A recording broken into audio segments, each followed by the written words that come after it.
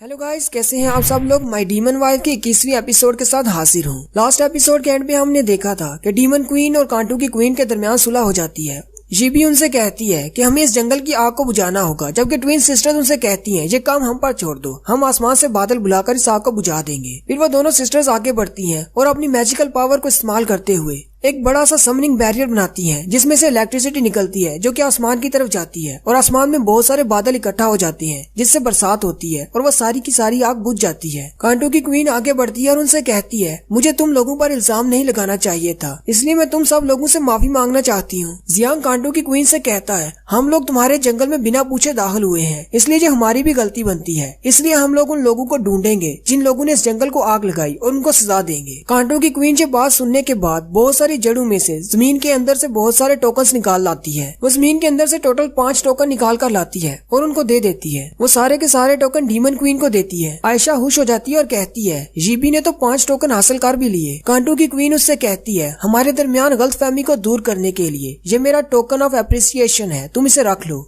Pastel Claus के दोनों बच्चे दोनों बहनों को हील कर रहे होते हैं। जीबी उनकी तरफ जाती है। क्वीन अपने पास से 2 टोकन निकालती है और उन दोनों बहनों को दे देती है और कहती है तुम लोगों ने आग बुझाने में बहुत ज्यादा मेहनत की है, इसलिए जो 2 टोकन तुम रख लो। ट्विन सिस्टर्स उससे कहती हैं तुम्हारा शुक्रिया, लेकिन हम ये नहीं रख सकते क्योंकि हम इस कंपटीशन से बाहर जा रहे हैं। क्वीन उनसे कहती है क्या तुम लोग हमारे साथ आगे नहीं जा रहे। ट्विन सिस्टर्स उसे कहती हैं हाँ, हम लोगों की बाउंड्री फोर्स खत्म हो चुकी है, इसलिए हम लोग आगे नहीं बढ़ पाएंगे। पेस्टल क्लॉस वाले बच्चे जीबी से कहते हैं हम लोग ये टोकन रख सकते हैं अगर तुम इन्हें फेंक नहीं चाहती हो तो। क्वीन वो दोनों टोकन उन दोनों को दे देती है। लड़का उस लड़की से कहता है सिस्टर चलो हम दोनों एक एक रख लेते हैं, जबकि जियांग उनको देखकर हैरान हो रहा होता है और कहता है ये दोनों किसी भी एंगल से सिस्टर ब्रदर नहीं लगते। उसी वक्त ट्विन सिस्टर्स उनसे कहती हैं हमारे पास भी एक टोकन है, तुम लोग ये भी रख सकते हो। वो दोनों एक दूसरे का हाथ पकड़ लेते हैं और खुश हो जाते हैं और कहते हैं इस तरह तो हमारे पास 3 टोकन हो जाएंगे और हम इनसे आगे निकल जाएंगे। जियांग चिल्लाकर उनसे कहता है अब बस भी करो, तुम दोनों सिस्टर ब्रदर नहीं हो। एली फिर से पंप अप हो जाता है और कहता है चलो फिर नेक्स्ट राउंड में चलते हैं। उनके वहाँ से जाने के बाद कांटू की क्वीन डीमन क्वीन से कहती है मास्टर क्या मैं अभी आपके साथ आ सकती हूँ। डीमन क्वीन उसे कहती है नहीं अभी नहीं, अभी मैं खुद इंसानों से भागने का एक रास्ता ढूंढ रही हूँ, लेकिन मैं एक दिन तुम्हें वापस लेने जरूर आऊंगी। ये बात सुनकर कांटू की क्वीन बहुत ज्यादा खुश हो जाती है। जैसे वो लोग फॉरेस्ट के एंड पर पहुँचते हैं, पोर्टल के सामने एक और टोकन होता है। हरे बालों वाला लड़का कहता है जहाँ सामने तो एक और टोकन है, लेकिन हम में से कौन इस टोकन को लेगा, यहाँ पर तो बहुत सारे लोग हैं। जियांग उनसे कहता है तो क्यों ना हम लोग रॉक पेपर सीजर खेलें। ये बात सुनते ही वो सारे लोग हैरान हो जाते हैं क्योंकि उन्हें पता ही नहीं होता कि रॉक पेपर सीजर कौन सी गेम है। जियांग उनसे कहता है अच्छा ठीक है, मैं तुम लोगों को सिखाता हूँ कि रॉक पेपर सीजर कैसे खेलते हैं। कुछ देर के बाद वो सारे लोग रॉक पेपर सीजर खेलते हैं और रॉक पेपर सीजर में एली जीत जाता है। एली आगे बढ़ता है और जैसे ही उस टोकन को पकड़ने वाला होता है उसी वक्त वहाँ पर रिजेंट की बेटी आती है और अपना हंटर मारकर उससे वो टोकन छीन लेती है। वहाँ पर आर्चरी और ड्रूइड क्लास के बच्चे आ जाते हैं। वो लोग उन्हें देखकर हैरान हो जाते हैं। जियांग चिल्लाकर उसे कहता है ये एली का टोकन था, तुम इसे नहीं ले सकती। मोटो भी चिल्लाते हुए उनसे कहता है तुम लोगों ने इसे चोरी किया है, अभी इसे वापस करो। आर्चरी क्लास का लड़का उनसे कहता है हम लोग यहाँ पर घर घर नहीं खेल रहे, ये एक कंपटीशन है, इसलिए हमने कुछ भी चोरी नहीं किया। जियांग उनसे कहता है अगर तुम रूल्स के साथ नहीं खेलना चाहते तो इसका मतलब हमें भी रूल्स फॉलो नहीं करने, हम भी तुमसे फाइट करेंगे। उसी वक्त आर्चरी क्लास के लड़के अपने तीर निकाल लेते हैं और उनसे कहते हैं क्या तुम हमसे फाइट करना चाहते हो। जियांग हंसते हुए उनसे कहता है अगर तुम गन फाइट में तीर कमान लेकर आओगे तो तुम लोग लाजमी तौर पर हारने वाले हो। उसी वक्त एली आगे बढ़ता है और जियांग से कहता है जाने दो, मुझे वो टोकन वैसे भी नहीं चाहिए, मैं अपनी मेहनत से अपना टोकन हासिल करूंगा। एली उसे कहता है हम लोग कॉम्बैट क्लास से हैं, हमें अपनी स्ट्रेंथ के बलबूते पर टोकन हासिल करने हैं, इस तरह किसी गेम को जीत कर नहीं। आर्चरी और ड्रूइड क्लास वाले आगे चले जाते हैं और कहते हैं हाँ ये लड़का बिल्कुल ठीक कह रहा है, अपनी पावर का इस्तेमाल करो और टोकन हासिल करो। वो दोनों क्लासेस के बच्चे पोर्टल पार करके आगे चले जाते हैं। जियांग उनसे कहता है चलो छोड़ो उनको, हम लोग भी आगे चलते हैं। इन लोगों का तीसरा पड़ाव विंडी सिटी होता है, जहाँ पर बहुत ज्यादा तेज हवा होती है। वो एक वैली होती है जहाँ पर दोनों तरफ पहाड़ होते हैं और सेंटर में बहुत ही तेज हवा चल रही होती है। उसी वक्त विंडी वैली का एक सीन दिखाते हैं जहाँ पर पत्थर के बड़े बड़े मॉन्स्टर्स बुरी और उसकी टीम के साथ लड़ रहे होते हैं। वहाँ पर इतनी ज्यादा तेज हवा होती है कि बुरी अपने पाँव पर खड़ा नहीं हो पा रहा होता। बुरी कहता है कि ऐसी तेज हवा में इन मॉन्स्टर्स के साथ फाइट करना बहुत ज्यादा मुश्किल होता जा रहा है। बुरी की क्लास के कुछ बच्चे हवा की वजह से उड़कर पीछे गिर जाते हैं और कहते हैं हम इनको नहीं हरा सकते और हम ना ही आगे बढ़ सकते हैं। बुश उनसे कहता है हमें अपनी सारी बाउंड्री फोर्स इस्तेमाल करना होगी ताकि हम इनको हरा सके। बूनो से कहता है नहीं, अगर हमने अपनी सारी बाउंड्री फोर्स यहाँ पर इस्तेमाल कर दी तो अगले 2 राउंड्स में हम क्या करेंगे। अगले 2 राउंड्स में और भी ज्यादा खतरनाक बॉसेस आने वाले हैं। वो लोग उन मॉन्स्टर्स के सामने बेबस खड़े होते हैं। पत्थर का मॉन्स्टर अपना पंच बनाता है और उन्हें मारने वाला होता है कि उसी वक्त उसका मुक्का टूट जाता है और वो पत्थर टुकड़े टुकड़े हो जाता है, क्योंकि वहाँ पर रेनिस आ जाता है। रेनिस आकर उनके सामने खड़ा हो जाता है और उनसे कहता है तो तुम जैसा कचरा भी मुझसे आगे निकलने लग गया। वो तीनों रेनिस को देखकर वो भी ज्यादा घबरा जाते हैं। बूनो से कहता है अंकल, हम लोगों ने एक शॉर्टकट ले लिया था, इसलिए हम लोग आपसे आगे निकल गए। रेनिस पीछे की तरफ घूमता है और उसे कहता है तो इसका मतलब उस जंगल में आग भी तुम लोगों ने लगाई थी। वो तीनों बहुत ज्यादा डर जाते हैं। उसी वक्त वो टूटा हुआ पत्थर का मॉन्स्टर वापस से जुड़ जाता है और सामने खड़ा हो जाता है। वहाँ पर 3 पत्थर के मॉन्स्टर्स होते हैं। वो तीनों रेनिस पर अटैक करने के लिए आगे बढ़ते हैं। रेनिस भी अपनी मैजिकल पावर को इस्तेमाल करता है और उन पत्थर के मॉन्स्टर्स के टुकड़े टुकड़े कर देता है और उनके टुकड़े होते ही उनमें से टोकन निकलते हैं। रेनिस वो तीनों टोकन्स भी उठा लेता है और उन तीनों से कहता है दोबारा तुमने इस तरह की कोई हरकत की तो मैं तुम्हें नहीं छोड़ूंगा। और फिर रेनिस आगे चला जाता है। जियांग और उसकी टीम भी वहाँ पर आ जाते हैं। हवा बहुत ज्यादा तेज होती है, वो चल नहीं पा रहे होते, जबकि आर्चरी और ड्यूएट क्लास वाले भी उनके सामने ही होते हैं। जियांग कहता है यहाँ पर तो हवा इतनी ज्यादा तेज है कि मुझसे तो चला भी नहीं जा रहा। आयशा उनसे कहती है साल के इस वक्त यहाँ पर हवा बहुत ज्यादा तेज होती है और क्योंकि आसपास दोनों दीवारें हैं इन पहाड़ों की वजह से, इसलिए हवा और भी ज्यादा तेज रफ्तार से बहती है। वहीं पर चलते हुए एली के पैर के नीचे एक फॉर्मेशन ओपन होती है, वो एक ट्रैप होता है। आयशा उसे कहती है तुमने तो एक ट्रैप को एक्टिवेट कर दिया है। उसी वक्त सामने से बड़े बड़े पत्थर गिरना शुरू हो जाते हैं। आर्चरी क्लास का वो लड़का या फिर लड़की है, पता नहीं, समझ नहीं आ रही, वो एक तीर चलाता है और उस बड़े से पत्थर को तोड़ देता है। आयशा भी अपनी आइस क्रिस्टल्स को इस्तेमाल करती है और अपने ऊपर गिरने वाले पत्थरों को तोड़ देती है, जबकि वहीं एली की क्लास के लड़के भी ऊपर की तरफ जंप करते हैं और उन पत्थरों को पंच मारते हुए तोड़ देते हैं। एली भी अपनी फायर फिस्ट का इस्तेमाल करता है और एक बड़े से गिरने वाले पत्थर को तोड़ देता है। फिर वही गिरने वाले पत्थर जो कि अब छोटे टुकड़ों में तब्दील हो जाते हैं, वो सारे इकट्ठे होकर बड़े बड़े पत्थर के मॉन्स्टर्स बन जाते हैं। जियांग उन्हें देखकर बहुत ज्यादा घबरा जाता है और कहता है यहाँ पर इतनी तेज हवा है, हमें इनसे फिर भी फाइट करना होगी। एली आगे बढ़ता है और जियांग से कहता है तुम्हें आगे बढ़ने की जरूरत नहीं, तुमने पानी में मेरी क्लास वालों की मदद की थी, इसलिए यहाँ पर मैं तुम्हारी मदद करूंगा। एली आगे बढ़ता है और अपनी फायर फिस्ट टेक्निक को इस्तेमाल करता है। उसके दोनों बाजुओं पर आग लग जाती है। सामने से वो बड़े पत्थर के मॉन्स्टर भी उसकी तरफ पंचेस करते हैं और ये भी अपने दोनों हाथों से पंच मारता है और उन दोनों मॉन्स्टर्स को पीछे की तरफ धकेल देता है। आयशा ये देखकर बहुत ज्यादा हैरान हो जाती है और कहती है एली तो बहुत ज्यादा स्ट्रॉन्ग है, इसने 2 स्टोन गोलम्स को पीछे की तरफ धकेल दिया, वो भी अकेले। जबकि शेफ क्लास का लड़का भी कहता है ये तो मुझसे भी ज्यादा स्ट्रॉन्ग है। एली अपनी फुल पावर को इस्तेमाल करते हुए उन दोनों पत्थरों के मॉन्स्टर्स को तोड़ देता है, लेकिन थोड़ी ही देर के बाद वो सारे पत्थर फिर से जुड़ जाते हैं और फिर से पत्थर के मॉन्स्टर बन जाते हैं। लेकिन इस बार वो पत्थर वापस जुड़ने के बाद एक बड़ा सा मॉन्स्टर बन जाते हैं। दोनों गोलम्स एक गोलम बन जाते हैं और इस बार पत्थर का मॉन्स्टर पहले से भी बहुत बड़ा होता है। वो बड़ा जायंट पत्थर का मॉन्स्टर एली पर अपना पंच मारता है। एली के क्लास फेलोज कहते हैं हमें भी उसकी मदद करना होगी। वो जैसे ही भागते हुए उसकी तरफ जाते हैं, लेकिन उसकी हवा का प्रेशर इतना ज्यादा होता है कि वो आगे नहीं बढ़ पाते। एली अकेला ही उसके पंच को रोकता है। आर्चरी क्लास की वो लड़की तीर चलाने लगती है। जियांग उसके सामने खड़ा हो जाता है और उसे कहता है तुम्हें ऐसा करने की जरूरत नहीं। वो लड़की उसे कहती है तुम मेरे रास्ते में क्यों आ रहे हो। जियांग उसे कहता है अली ने मुझसे कहा है कि ये फाइट उसकी है, तुम लोगों को इसके बीच में आने की जरूरत नहीं। और मैं भी यही चाहता हूँ कि अली उसके साथ फाइट करे। मैं उसकी रियल पोटेंशियल देखना चाहता हूँ कि वो कितना ज्यादा स्ट्रॉन्ग है। तुम सबको भी अपनी पावर बचाकर रखनी होगी, क्योंकि आगे भी मजीद 2 लेवल्स हैं। वो लड़की सोचती है ये लड़का बिल्कुल ठीक कह रहा है, अभी आगे 2 लेवल्स हैं, हमें अपनी स्ट्रेंथ को बचाकर रखना होगा। उसी वक्त उन सबको स्ट्रॉन्ग बाउंड्री फोर्स महसूस होती है जो कि एली की होती है। वो सब लोग ये देखकर बहुत ज्यादा हैरान हो जाते हैं और कहते हैं इसकी बाउंड्री फोर्स तो बहुत ज्यादा ताकतवर है। एली अपनी फुल पावर को अनलीश करता है और उसके आईब्रोज के इर्द गिर्द भी आग लगी होती है। एली बिल्कुल नात्सु ड्रैगनियल की तरह लग रहा होता है। एली क्योंकि अभी उसके पंच के नीचे होता है, वो उसके हाथ को ऊपर की तरफ उठाता है, फिर ऊपर की तरफ जंप कर जाता है और फिर हवा में से ही जंप करता हुआ उस बड़े से गोलम की तरफ जाता है। वो गोलम अपने हाथ उसके सामने करता है और उसे रोकने की कोशिश करता है, लेकिन एली की पावर इतनी ज्यादा होती है कि वो नीचे गिर जाता है और साथ ही उसके टुकड़े टुकड़े हो जाते हैं।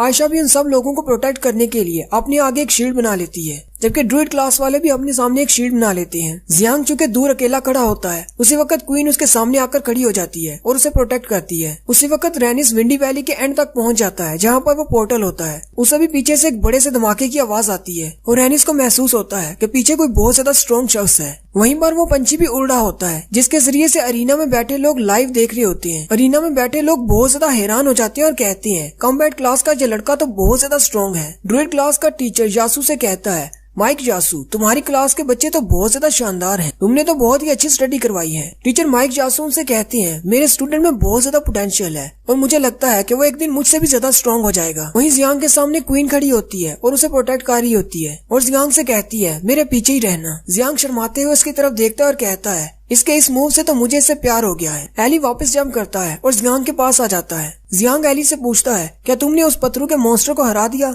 एली उसे कहता है, हाँ क्यों नहीं, मैंने उसको हरा दिया। जियांग उसके बाजू देखता है जो कि जल चुके होते हैं। जियांग कहता है, तुम्हारे बाजू तो जल चुके हैं। एली उसे कहता है कि तुम्हें परेशान होने की जरूरत नहीं, ये तो बस छोटे छोटे स्क्रैच हैं। मेरी फायर फिस्ट को इस्तेमाल करने के बाद ऐसा ही होता है। एली बहुत ज्यादा खुश होता है क्योंकि उस मॉन्स्टर को मारने के बाद एली को 2 टोकन मिलते हैं। आयशा एली से पूछती है, अभी जो बाउंड्री फोर्स थी क्या वो तुम्हारी थी? एली उसे कहता है, हाँ मेरी थी। आयशा कहती है, तुम्हारी पावर तो बहुत ज्यादा है। अगर हम लोग नेक्स्ट राउंड में पहुंच भी जाते हैं तो अगर तुमसे हमारा सामना हुआ तो हम लोग कभी भी नहीं जीत पाएंगे। जबकि मोटो भी उससे कहता है, मुझे भी ऐसा ही लगता है कि हमें अभी इस टूर्नामेंट से बाहर हो जाना चाहिए क्योंकि एली बहुत ज्यादा स्ट्रॉन्ग है, हम इसका सामना नहीं कर पाएंगे। जबकि ड्रूइड और आर्चरी क्लास वाले भी ये देखकर बहुत ज्यादा हैरान होते हैं और कहते हैं, ये लड़का तो सारे बच्चे एली की पावर को देखकर बहुत ज्यादा हैरान होते हैं। जियांग आगे बढ़ता है और आयशा से कहता है, तुम लोगों को क्या लगा था सिर्फ रैनिस ही बहुत ज्यादा स्ट्रॉन्ग है? हमारा एली भी बहुत ज्यादा स्ट्रॉन्ग है। एली हंसता हुआ जियांग से कहता है, अच्छा ठीक है, अब हम लोग यहाँ से चलते हैं।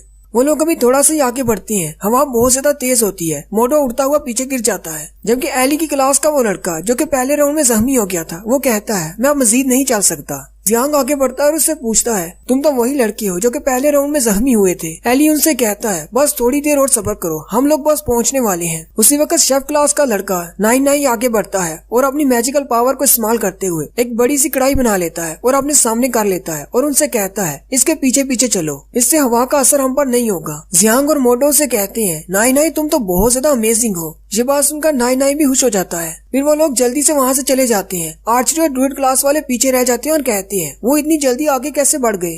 फिर वो लोग पोर्टल के पास पहुंच जाते हैं। एली उनसे कहता है, हम लोग पोर्टल के पास पहुंच चुके हैं। कुछ लड़के वहीं पर बैठ जाते हैं जिनमें एली के क्लास के लड़के भी होते हैं। वो उसे कहते हैं, हम अब मजीद आगे नहीं जा सकते, हमारी बस हो गई है। वो एली से कहते हैं, अब तुम्हें अकेले ही आगे बढ़ना होगा, कॉम्बैट क्लास के लिए अपना बेस्ट देना। एली उनसे कहता है, अच्छा ठीक है। फिर वो जमीन पर अपना मुक्का मारता है और कहता है, कॉम्बैट क्लास कभी भी हार नहीं मानेगी। वो तीनों भी खड़े हो जाते हैं और जमीन पर मुक्का मारकर कहते हैं, कॉम्बैट क्लास कभी हार नहीं मानेगी। जियांग आगे बढ़ता है और एली से कहता है, एली तुम्हारे हाथ बहुत ज्यादा जल चुके हैं, क्या तुम वाकई में ऐसे हाथों के साथ अगले राउंड में जाना चाहती हो? एली उसे कहता है, मेरे इन हाथों से कोई फर्क नहीं पड़ता, मैं बिल्कुल ठीक हूँ। पेस्टर क्लास वाली लड़की उसे कहती है, तुम्हें इस तरह शो करने की जरूरत नहीं, हमें पता है कि तुम बहुत ज्यादा जख्मी हो। अगर तुम अपने बाजू को अभी हील नहीं करोगे तो इस पर निशान पड़ जाएंगे। वो लड़की आगे बढ़ती है और एली के दोनों हाथ पकड़ लेती है। एली शर्माना शुरू कर देता है और उससे कहता है, तुम ये क्या कर रही हो? वो एली के हाथों को पकड़कर अपनी चेस्ट पर लगाती है। ये उसकी हीलिंग एबिलिटी होती है। एली का चेहरा शर्म के मारे सुर्ख हो जाता है, जबकि जियांग की भी लाट टपक रही होती है। जियांग एली से कहता है, तुम्हारा चेहरा तो तुम्हारे हाथों से भी ज्यादा सुर्ख हो गया है। जबकि 9-9 दूसरी तरफ अपना चेहरा घुमा लेता है और कहता है, मैं ये सब कुछ नहीं देख सकता। सारे लड़के खुले मुंह के साथ उन्हें देख रही होती हैं। हरे बालों वाला लड़का कहता है, अगर मुझे पता होता कि इसकी एबिलिटी ऐसी है तो मैं भी जख्मी हो जाता। पेस्ट्रो क्लास वाला लड़का उनसे कहता है, अभी तो तुम सिर्फ उसे देखकर हैरान हो रही हो, अभी मेरी तरफ देखना। वो साथ ही अपनी शर्ट के बटन खोल देता है। वो सारे देखकर चीखना शुरू कर देते हैं और कहते हैं, हमें तुम्हारी बॉडी नहीं देखनी। उनका next level fire sand river का होता है, जहाँ पर सिर्फ एक रेगिस्तान होता है, बहुत ज्यादा गर्मी होती है। रेनिस पहले आगे चला जाता है। रेनिस कहता है, यहाँ पर तो बहुत ज्यादा गर्मी है, मैं अपनी मैजिकल पावर्स को इस्तेमाल कर रहा हूँ लेकिन फिर भी बहुत ज्यादा गर्मी है। बुरी और उसके दोनों भाई भी उसके साथ होते हैं, वो भी गर्मी में पैदल चलते आ रहे होते हैं।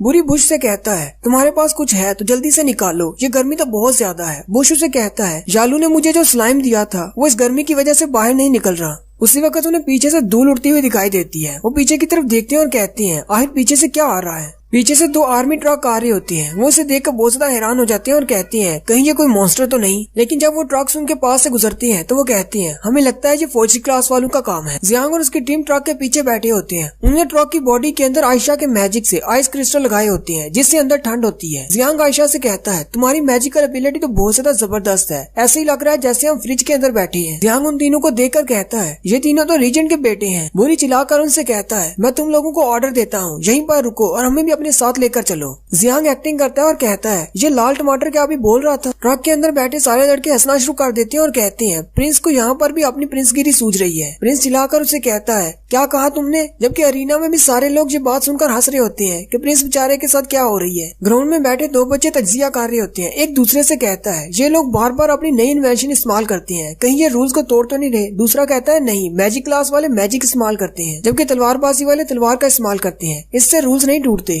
जियांग उनसे कहता है, हम लोग आगे जा रहे हैं, तुम लोग पैदल चलते आ जाना। उसी वक्त बुश अपने पास से एक स्लाइम निकालता है और उनके ट्रक पर चिपका देता है। मुरी बुश से पूछता है, तुमने अभी उनके ट्रक पर क्या फेंका? बुश उसे कहता है, मैंने बस अपना एक छोटा सा स्लाइम फेंका है, हमें साथ न ले जाने के लिए उनकी सजा है। जबकि उसी वक्त दूसरा सीन दिखाते हैं जहाँ पर आर्चरी और ड्यूएट क्लास वाले लड़के होते हैं जो कि बहुत ज्यादा सहमी होते हैं। वो भी सैंड रिवर के मॉन्स्टर्स के साथ लड़ रहे होते हैं। आर्चरी क्लास की लड़की कहती है, आखिर ये लड़की आर्चरी क्लास में है तो फिर ये तीरंदाजी क्यों नहीं कर रही, उसके बजाय ये हंटर क्यों इस्तेमाल कर रही है। यहाँ पे वो रीजन की बेटी की बात कर रही होती है। रीजन की बेटी के हाथ में एक हंटर होता है और उसने बहुत सारे क्रैब मॉन्स्टर्स को मार दिया होता है। नेक्स्ट सीन 5वें लेवल का होता है जहाँ पर जियांग और उसकी टीम पहुंच जाती है। वहाँ पर हर तरफ बर्फ ही बर्फ होती है। हरे बालों वाला लड़का बहुत ज्यादा खुश होता है क्योंकि उसके हाथ में एक टोकन होता है। आयशा के पास भी एक टोकन होता है। वो दोनों बहुत ज्यादा खुश होते हैं। जबकि जियांग और उसकी क्लास वाले बाउंड्री फोर्स ना होने की वजह से बर्फ से बहुत ज्यादा कांप रहे होते हैं। जियांग उनके लिए कोट बनाता है और वो सारे वो कोट पहन लेती हैं। जियांग उनसे कहता है, हमारे पास बाउंड्री फोर्स ना होने की वजह से हमें बहुत ज्यादा ठंड लग रही है, इसीलिए मैंने ये कोट बनाए हैं। मोडो उसे कहता है, ये तो अच्छा हुआ कि हम लोग ने कोट बना लिए। मोडो साथ ही उसे कहता है, जल्दी से एक हेलीकॉप्टर बनाओ ताकि हम लोग यहाँ से जल्दी से निकल सके, वरना हम जमकर मर जाएंगे। जियांग अपने स्क्रोल से एक बड़ा सा पत्थर निकालता है और उसके ऊपर हेलीकॉप्टर की पिक्चर बनाता है। हेलीकॉप्टर को देखकर वो सारे लोग बहुत ज्यादा खुश हो जाते हैं और कहते हैं, आखिर ये है क्या चीज, ये तो बहुत ज्यादा अमेजिंग लग रही है। हेलीकॉप्टर की सीढ़ियाँ नीचे करते हैं। जियांग सबसे कहता है, जल्दी से ऊपर चढ़ जाओ, जबकि नाई हेलीकॉप्टर में नहीं बैठता। जियांग मोडो से पूछता है, ये हमारे साथ नहीं जाएगा? मोडो से कहता है, नहीं, उसने कहा था कि वो अपने आप को प्रूव करना चाहता है।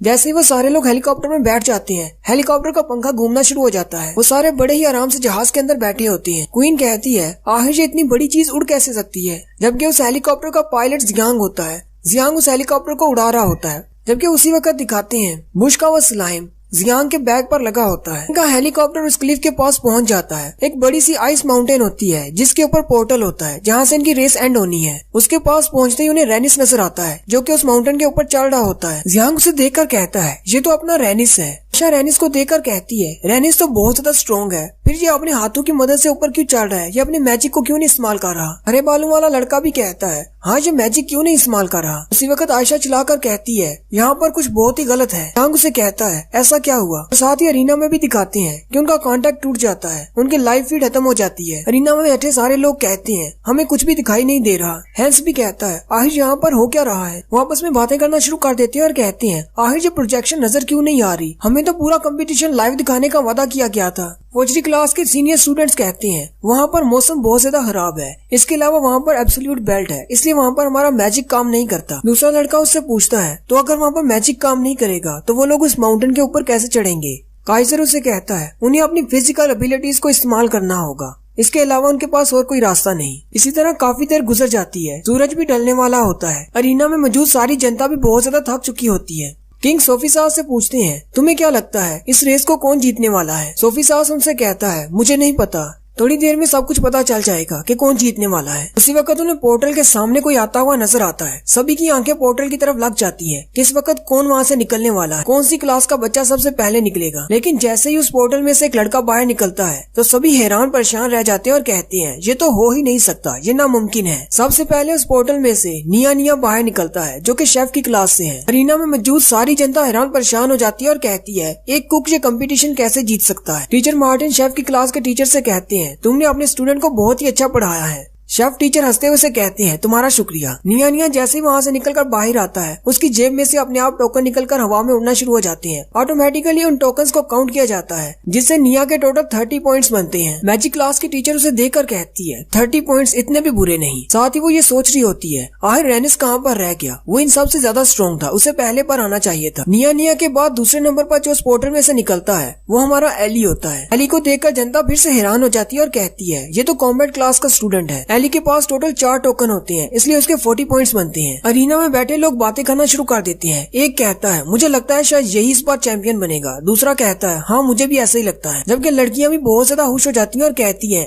एली इतना भी बुरा नहीं, ये तो बहुत ज्यादा हैंडसम है। तीसरे नंबर में पोर्टल में से रेनिस निकलता है। रेनिस को देखकर लड़कियां बहुत ज्यादा शोर मचाना शुरू कर देती हैं और कहती हैं ये तो बहुत ज्यादा हॉट है। पेस्ट्रो क्लास की टीचर ड्रोना से कहती है चाहे ये तीसरे नंबर पर आया है लेकिन लड़कियां अभी भी सिर्फ पसंद करती हैं। जैसे ही रेनिस के पास से उसके टोकन निकलते हैं तो वो पूरे 10 होते हैं। रेनिस को पूरे 100 पॉइंट्स मिलते हैं। अरीना में बैठी सारी जनता फिर से हैरान हो जाती है और वो कहते हैं इसके पास तो पूरे 100 पॉइंट्स है, अब भी क्या कंपटीशन में किसी के जीतने की जगह बाकी है। जबकि टीचर्स भी ये देखकर हैरान हो जाते हैं। टीचर ड्रोना कहती है इसने तो सारे रिकॉर्ड तोड़ दिए हैं, आज से पहले किसी ने भी 100 पॉइंट नहीं इकट्ठे किए। चौथे नंबर पर आयशा और मोस निकलते हैं। उन दोनों के पास सिर्फ एक एक टोकन होता है, यानी कि उनके 10-10 पॉइंट्स होते हैं। पांचवें नंबर पर एबिली और एमरे निकलते हैं जो कि पेस्ट्रो क्लास से हैं। एबिली के पास 2 टोकन होते हैं जबकि उसकी बहन के पास सिर्फ एक ही टोकन होता है। छठे नंबर पर बुरी और उसके भाई निकलते हैं। उन तीनों के पास 30-30 पॉइंट्स होते हैं। 7वें नंबर पर उनकी बहन निकलती है जिसके पास 20 पॉइंट्स होते हैं। 8वें नंबर पर आर्चरी क्लास और ड्यूल क्लास का एक एक लड़का निकलता है, उन दोनों के पास 20-20 पॉइंट्स होते हैं। और 9वें नंबर पर सिर्फ अकेला मोडो निकलता है जिसके पास 10 पॉइंट्स होते हैं। और साथ ही मोडो बहुत ज्यादा परेशान होता है। टीचर मार्टिन मोडो को देखकर बहुत ज्यादा परेशान हो जाते हैं और कहते हैं मोडो अकेला क्यों आया है, बाकी के बच्चे कहाँ हैं। जबकि हैंस भी परेशान हो जाता है और कहता है मोडो के बाकी के क्लास फेलोज कहाँ पर हैं। एली भी आगे बढ़ता है और मोडो से पूछता है जियांग कहाँ पर है, वो लोग क्यों नहीं आए। आयशा भी उससे पूछती है आखिर वो लोग कहाँ पर हैं। जबकि वहीं पर बुरी और उसके भाई हंस रहे होते हैं। बुरी हंसते हुए उनसे कहता है जियांग अब वापस नहीं आने वाला और मुझे नहीं लगता कि तुम्हें उनकी डेड बॉडीज भी मिलेंगी। मोडो चिल्लाकर बुरी से कहता है अगर तुमने वो हरकत नहीं की होती तो वो लोग हमारे साथ होते और वहाँ से नहीं गिरते। और यही में हमने देखा था कि सारे बच्चे लेवल 1 को पार करके आ जाते हैं जबकि जियांग और क्वीन वहाँ पर नहीं आते। मोडो अकेला ही फौजी क्लास से वहाँ पर आता है जो कि बहुत ज्यादा परेशान होता है। एली उससे पूछता है तुम इतने ज्यादा परेशान क्यों हो, तो वो उनको सारी बात बताता है। सोफिसास किंग से कहता है मुझे भी इजाजत दे, मैं भी जाकर पता करता हूँ नीचे क्या हो रहा है। सोफिसास नीचे आता है और मोडो से पूछता है जियांग कहाँ पर है, वो तुम्हारे साथ क्यों नहीं आया। मोडो सोफिसास को देखते ही रोना शुरू कर देता है और इसे सारी बैकग्राउंड स्टोरी बताता है कि वहाँ पर क्या हुआ। उस बर्फ की बड़ी सी माउंटेन के ऊपर जियांग अपने हेलीकॉप्टर को लैंड करता है और बाकी सब से कहता है तुम सब लोग आगे चले जाओ, हम लोग इस हेलीकॉप्टर में से अपने क्रिस्टल्स को निकाल कर वापस आते हैं। एली जियांग से कहता है तुम्हारे पास बहुत सारे क्रिस्टल्स हैं, तुम्हें इन क्रिस्टल्स की क्या जरूरत है। जियांग एली से कहता है मैं नहीं चाहता कि ये सारे ऐसे ही वेस्ट हो जाएं, इसलिए मैं इनको निकालना चाहता हूँ। साथ ही जियांग ये सोच रहा होता है अगर किसी ने मेरी इस टेक्नोलॉजी को कॉपी कर लिया तो बहुत बड़ी मुश्किल हो जाएगी, इसलिए मुझे क्रिस्टल्स को निकालना ही होगा। फिर जियांग अपनी क्लास वालों से कहता है चलो आओ चलकर क्रिस्टल्स को निकालते हैं।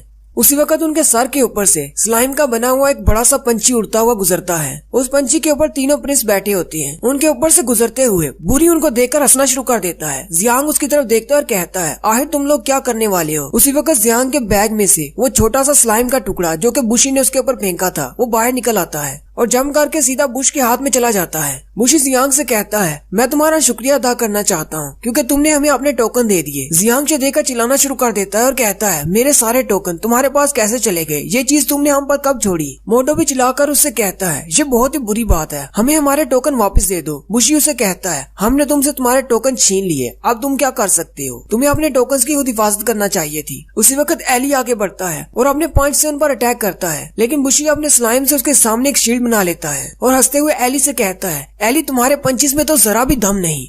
और साथ ही बुशी अपने स्लाइम से एली पर अटैक करता है। एली पीछे की तरफ हट जाता है और कहता है मैं तो यहाँ पर अपनी बाउंड्री फोर्स इस्तेमाल ही नहीं कर सकता। आयशा एली से कहती है हम लोग एब्सोल्यूट बेल्ट में हैं, यहाँ पर बाउंड्री फोर्स काम नहीं करती। जबकि बुशी का स्लाइम अभी भी पावरफुल होता है। बुशी उनसे कहता है इसका मतलब यहाँ पर तुम सबसे ज्यादा पावरफुल सिर्फ मैं ही हूँ।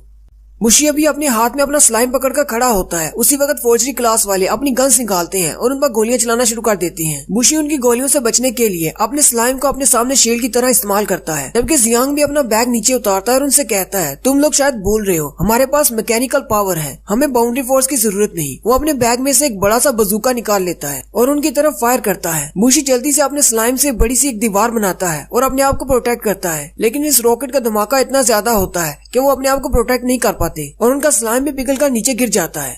बुरी भी अपनी तलवार निकाल लेता है और चीखते हुए उनसे कहता है तुम लोगों की हिम्मत कैसे हुई रॉयल फैमिली के मेंबर्स को मारने की कोशिश करने की। एली बुरी से कहता है हम लोग तुम लोगों से जरा भी नहीं डरते, अगर तुम लोगों को फाइट ही करनी है तो आ जाओ। जियांग एली से कहता है तुम बाकी सब को लो और यहाँ से चले जाओ, तुम सब लोग यहाँ पर अपनी बाउंड्री फोर्स को इस्तेमाल नहीं कर सकते, इसलिए तुम सब लोग यहाँ से चले जाओ, यहाँ पर सिर्फ फौजी क्लास को रहने दो, हम लोग इनसे फाइट करते हैं। बुशी उन सब के सामने खड़ा हो जाता है और अपने स्लाइम से एक दीवार बनाता है और उनसे कहता है, मैं तुम लोगों में से किसी को भी यहाँ से जाने नहीं दूंगा। जियांग एली से कहता है, एली जल्दी से जाओ और उनकी मदद करो। एली भागता हुआ चला जाता है और उसे कहता है, जल्दी से हमारे पीछे आ जाना। और साथ ही फौजी क्लास वाले फिर से उन पर गोलियां चलाना शुरू कर देते हैं। बूनो अपने सामने शील्ड बनाकर उनकी गोलियों से बच रहा होता है। उसी वक्त जियांग दूसरी तरफ से आता है और उस पर फायर करता है। बूनो उसके अटैक से बाल बाल बचता है। फिर बुरी आता है और बुरी जियांग पर अटैक करता है। वो जैसे ही अपनी तलवार उसे मारने वाला होता है, क्वीन बुरी के रास्ते में आ जाती है और उसके अटैक को रोकती है। क्वीन के अटैक से बुरी दूर जाकर गिरता है और कहता है, यहाँ पर हम लोग बाउंड्री फोर्स इस्तेमाल नहीं कर सकते, लेकिन फिर भी तुम इतनी ज्यादा पावरफुल कैसे हो? जियांग क्वीन से कहता है, तुम यहाँ से क्यों नहीं जा रही?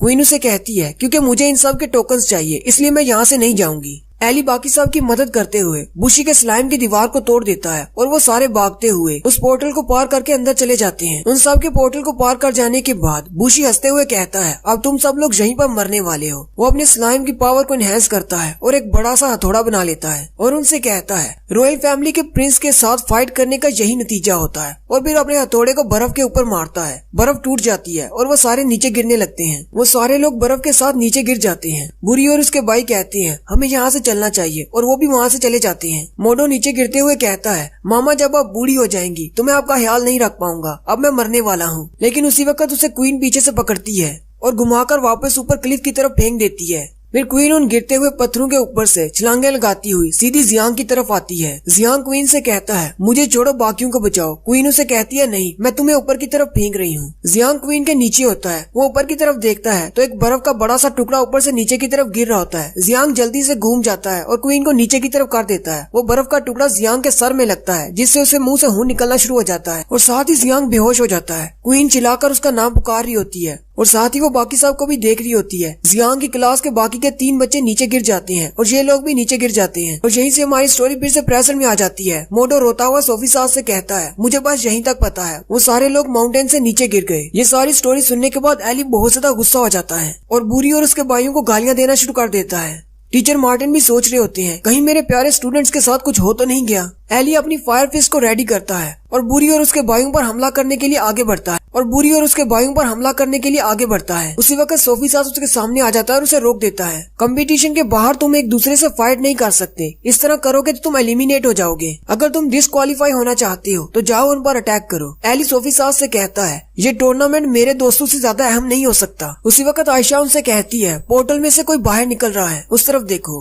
पोर्टल में से क्वीन बाहर निकलती है। उसने जियांग को अपने साथ रस्सियों से बांधा होता है। जैसे ही वो पोर्टल से बाहर निकलते हैं, वो दोनों बेहोश होकर जमीन पर गिर जाते हैं। टीचर द्रोना और टीचर एसी सामने आती हैं और उन दोनों को जमीन पर गिरने से बचाती हैं। जियांग की सारी गैंग भागती हुई उसके पास आती है। ड्रोना क्वीन से पूछती है, क्या तुमने जियांग को पूरी माउंटेन अपने साथ बांध कर चढ़ाई की है? टीचर ऐसी क्वीन से कहती है, तुम्हें इसे अपने साथ उठाकर लाने की जरूरत नहीं थी, तुम अकेले भी यहाँ पर आ सकती थी, बाकी के टीचर उसे बचा लेते। ये तो बस एक यूजलेस नंबर है। क्वीन टीचर ऐसी से कहती है, ये यूजलेस नहीं है, बल्कि ये तो मेरा। और यहीं पर वो बेहोश हो जाती है। इससे आगे का लफ्ज वो नहीं कह पाती। सोफी सास क्वीन के माथे पर हाथ रखता है और कहता है, वहाँ पर ये अपनी बाउंड्री फोर्स को इस्तेमाल नहीं कर सकती थी, इसलिए इसने अपनी सारी फिजिकल फोर्स इस्तेमाल कर दी। सर्दी की वजह से इसे बुखार भी हो गया है। उसी वक्त क्वीन की जेब से उसके टोकन बाहर निकलते हैं। क्वीन के पास टोटल 3 टोकन होते हैं। क्वीन उन टोकन में से एक टोकन को पकड़ लेती है और टीचर ड्रोना से कहती है, ये एक टोकन जियांग का है। टीचर ड्रोना उसे कहती है, अच्छा ठीक है, ये मुझे दे दो, मैं इसे जियांग को दे दूंगी। और साथ ही क्वीन फिर से बेहोश हो जाती है और इसी के साथ बॉम्बू बचते हैं और टूर्नामेंट का लेवल 1 कंप्लीट हो जाता है। सोफी सास मैदान में आता है और उन सबको रिजल्ट्स के बारे में बताता है कि कौन सा बच्चा फर्स्ट आया है।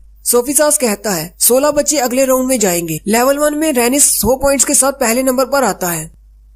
सेकंड प्लेस पर एली आता है जिसके पास 40 पॉइंट होते हैं। तीसरे नंबर पर निया आता है जिसके पास 30 पॉइंट्स होते हैं। दूसरी तरफ मेडिकल टीम क्वीन और जियांग को स्ट्रेचर्स पर उठाकर ले जा रही होती है। वहीं पर जियांग को थोड़ी सी होश आती है। वो जीबी की तरफ देखता है और साथ ही फिर से बेहोश हो जाता है और अपने सपने के अंदर चला जाता है। वो अपने सपने के अंदर एक रेगिस्तान के अंदर होता है। वो बेचारा वहाँ पर अकेले चलता हुआ जा रहा होता है। गर्मी बहुत ज्यादा होती है और उसे शदीद प्यास लगी होती है। जियांग वहीं रेगिस्तान में गिर जाता है और कहता है, काश मेरे पास यहाँ पर कोला की एक ड्रिंक होती, काश इसी वक्त मेरे सामने कोला का एक ठंडा गिलास आ जाए। उसी वक्त उसके सामने कोला का एक ठंडा ग्लास आ जाता है जिसके अंदर पाइप भी लगा होता है और वह ग्लास क्वीन के हाथ में होता है जिसने बिकनी पहनी होती है। जियांग उसे देखकर जल्दी से खड़ा हो जाता है और उसे कहता है, तुम यहाँ पर क्या कर रही हो और तुमने ऐसे कपड़े क्यों पहने हैं? क्वीन उसे कहती है, तुम तो बेवकूफ हो, हम लोग बीच पर जाने वाले हैं, बीच पर ऐसे ही कपड़े पहनते हैं। जियांग शर्माते हुए उसे कहता है, बीच? लेकिन यहाँ पर बीच कैसे आएगा? क्वीन जियांग का हाथ पकड़ती है और उसे कहती है, मेरे साथ आओ, बाकी सब टीचर्स भी वहीं पर हैं। वो जियांग को दूसरी तरफ लेकर जाती है। वहीं पर बीच होता है जहाँ पर सारी टीचर्स बिकनी पहनकर बैठी होती। उन सारी लड़कियों को देखकर जियांग की नाक से खून बहना शुरू हो जाता है और कहता है, ये कैसे हो सकता है? क्वीन जियांग के साथ आकर चिपक जाती है और उसे कहती है, चलो जल्दी करो, हम दोनों इकट्ठे स्विम करते हैं। जियांग की नाक से खून के फव्वारे निकलना शुरू हो जाते हैं। जियांग अपनी नाक पर हाथ रखकर खून को रोकता है।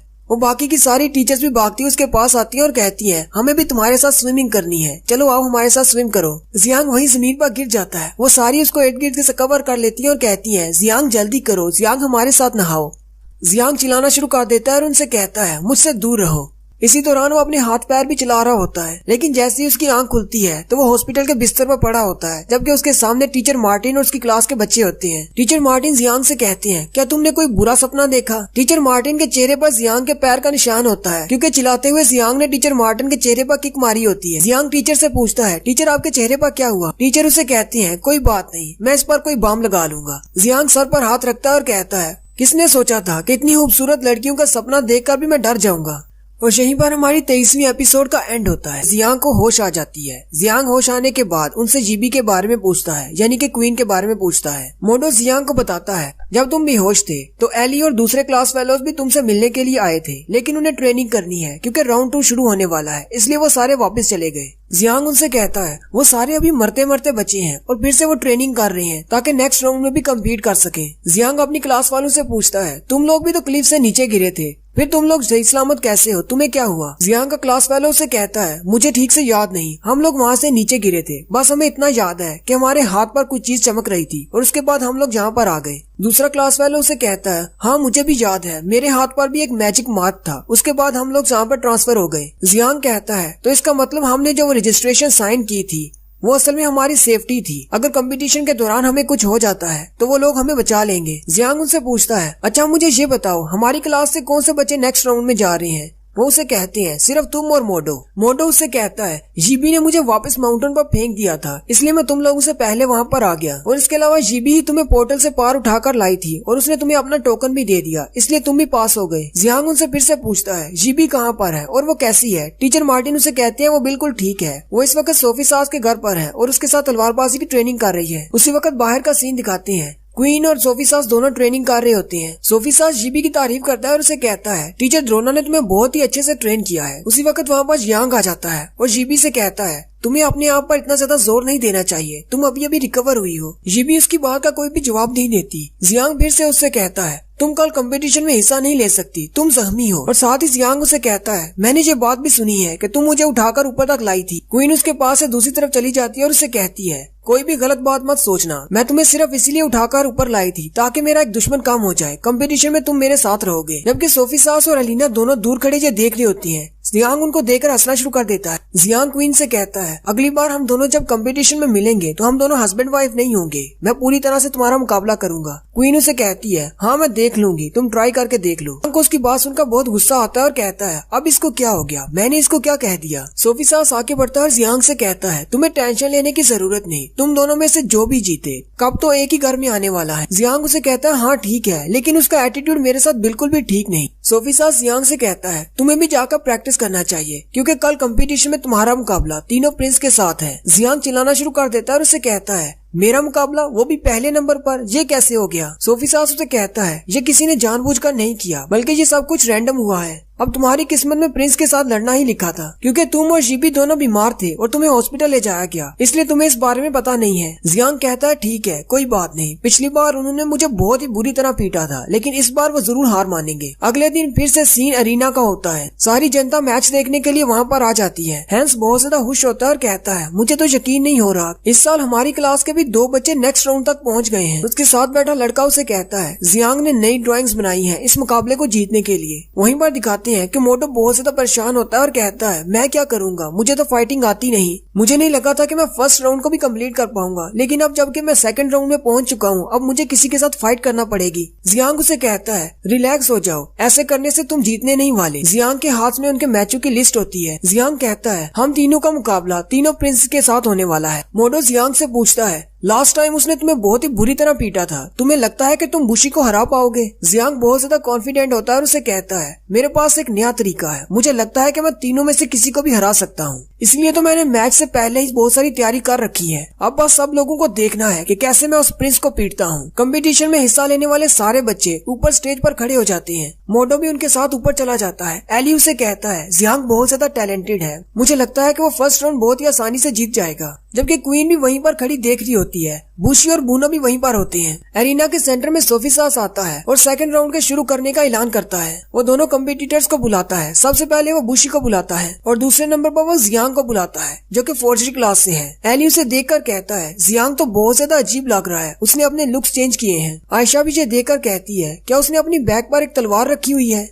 बुशी जियांग से कहता है बच्चे तुमने जहाँ तक पहुँचने के लिए बहुत मेहनत की है, पिछली बार तुम मरते मरते बचे हो लेकिन इस बार नहीं बचोगे। जियांग ने अपनी बैग पर एक बड़ा सा पेन रखा होता है, वो उसे निकालता है और उसे कहता है चलो देखते हैं फाइट के एंड पर कौन हंसता है। और इसी के साथ सोफी सास उन दोनों के दरमियान फाइट स्टार्ट करवा देता है। फाइट स्टार्ट होते ही बुशी अपने पास से स्लाइम निकालता है और जियांग की तरफ फेंकता है। जियांग अपने पेन को जमीन पर मारता है जिससे मिट्टी उसके सामने खड़ी हो जाती है और एक दीवार बन जाती है। बुशी के स्लाइम इतने ज्यादा पावरफुल होते हैं कि वो उस दीवार को तोड़ते हुए पार चले जाते हैं। वहीं पर एक जोरदार धमाका होता है। बुशी अभी वहीं पर देख रहा होता है कि धुआं हटने के बाद जियांग अपनी वही गन निकाल लाता है जो कि उसने कांटू की क्वीन को मारने के लिए बनाई थी और साथ ही वो बुशी पर गोलियां चलाना शुरू कर देता है। बुशी अपनी स्लाइम से अपने सामने एक प्रोटेक्शन शील्ड बनाता है। इस बार भी बुशी ने अपने नीले स्लाइम से एक शील्ड बनाई होती है। जियांग कहता है कि मेरी गोलियों का इस पर असर क्यों नहीं हो रहा? जियांग उसे कहता है ये मून माउंटेन नहीं है, यहाँ पर मेरी बाउंड्री फोर्स काम कर रही है, इसलिए मैं इस स्लाइम की पावर को अपने हिसाब से बढ़ा सकता हूँ। साथ ही बुशी अपने स्लाइम को कंट्रोल करते हुए जियांग की तरफ अटैक करता है। वो अपने स्लाइम से बहुत सारे टेंटिकल्स बना लेता है। जियांग भी अपनी मशीन गन के ऊपर लगे हुए एक बटन को दबाता है जिससे उसके इर्द गिर्द स्टील की प्लेट्स लग जाती हैं और उसकी गाड़ी पूरी तरह बंद हो जाती है। फिर जियांग अपनी मशीन गन वाली गाड़ी के सामने एक ड्रिल लगा लेता है और उसकी तरफ आगे बढ़ता है। बुशी फिर से अपने स्लाइम से अपने सामने एक शील्ड बना लेता है लेकिन जियांग अपनी ड्रिल की मदद से उसके अंदर पंक्चर कर रहा होता है। बुशी हंसते हुए जियांग से कहता है ये काम नहीं करेगा, मेरा स्लाइम बहुत ज्यादा पावरफुल है। जियांग भी हंसते हुए उसे कहता है किसने कहा कि मैं तुम्हारी शील्ड को तोड़ना चाहता हूँ? ये बात सुनते ही बुशी बहुत ज्यादा हैरान हो जाता है। जियांग अपनी गाड़ी की पीछे वाली खिड़की खोलता है और उसमें से पीछे कूद जाता है। उसी वक्त बुशी को समझ आती है कि ये मुझे बस रिंग से बाहर फेंकना चाहता है ताकि ये फाइट जीत जाए,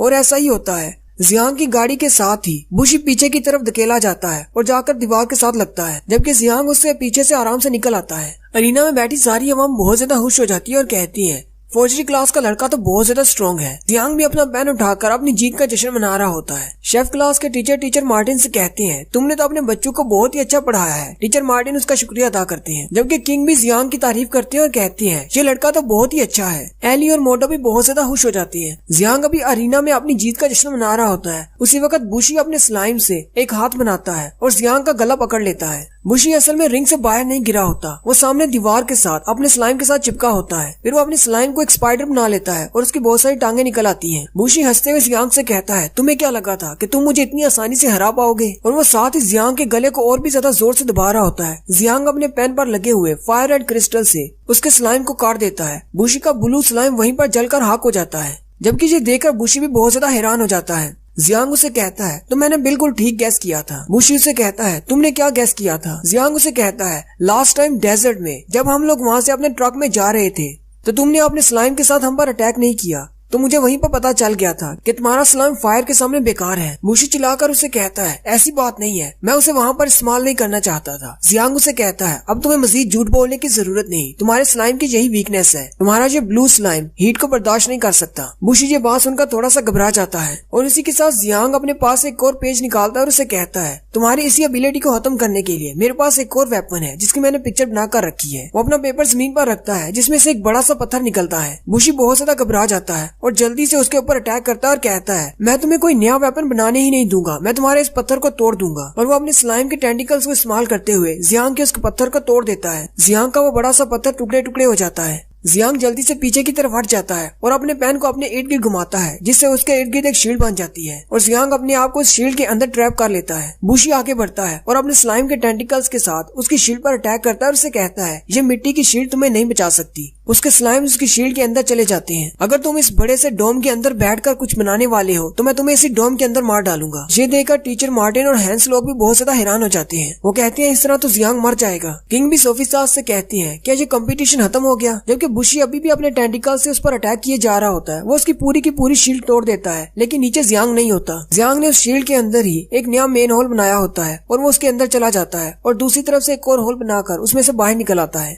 बुशी चिल्लाकर उसे कहता है, तुम वहाँ पर कैसे पहुँच गए? जियांग उसे कहता है, ये तो बहुत ही सिंपल सी बात है। मैंने अपनी फोर्जिंग की टेक्निक को इस्तेमाल करते हुए नीचे एक टनल बनाई और एक जगह से दूसरी जगह निकल आया। बुशी बहुत ज्यादा गुस्सा हो जाता है और जियांग की तरफ आगे बढ़ता है, लेकिन जियांग उसे कहता है, मैंने अपनी प्रिपरेशन पूरी कर ली है। वो अपने पेन को जमीन पर मारता है, जिससे एक बड़े से रिंग के इर्द गिर्द फॉर्मेशन मुकम्मल हो जाती है और बुशी एक बड़े से डोम के अंदर कैद हो जाता है, जो कि मिट्टी का बना होता है। बुशी इस डोम के अंदर कैद होने के बाद सोचता है, इसने जो इतना बड़ा सा डोम कैसे बनाया होगा? मैंने इसे अपने पेन को यूज करते हुए नहीं देखा। उसी वक्त उसे याद आता है कि जब वो उसके पीछे गोलियां चला रहा था, उसने अपनी मशीन गन के पीछे वाली साइड पर अपना पेन रखा हुआ था और वो एक गोल दायरे में घूम रहा था। बुशी अंदर से उस डोम की दीवारों पर अटैक कर रहा होता है और उसे कहता है, तुमने ये सारा कुछ पहले से प्लान किया हुआ था। जियांग उसे कहता है, मैंने सिर्फ बस यही प्लान नहीं किया था, बल्कि और भी बहुत कुछ है जो मैंने प्लान कर रखा है। बुशी अंदर से उसे कहता है, तुम्हें लगता है कि ये मिट्टी की दीवारें मुझे रोक सकती हैं? जियांग उसे कहता है, इन दीवारों पर अटैक करने का कोई फायदा नहीं। मैंने इसे फायर रेड क्रिस्टल से बनाया है, तुम इसे इतनी आसानी से नहीं तोड़ पाओगे। और वैसे भी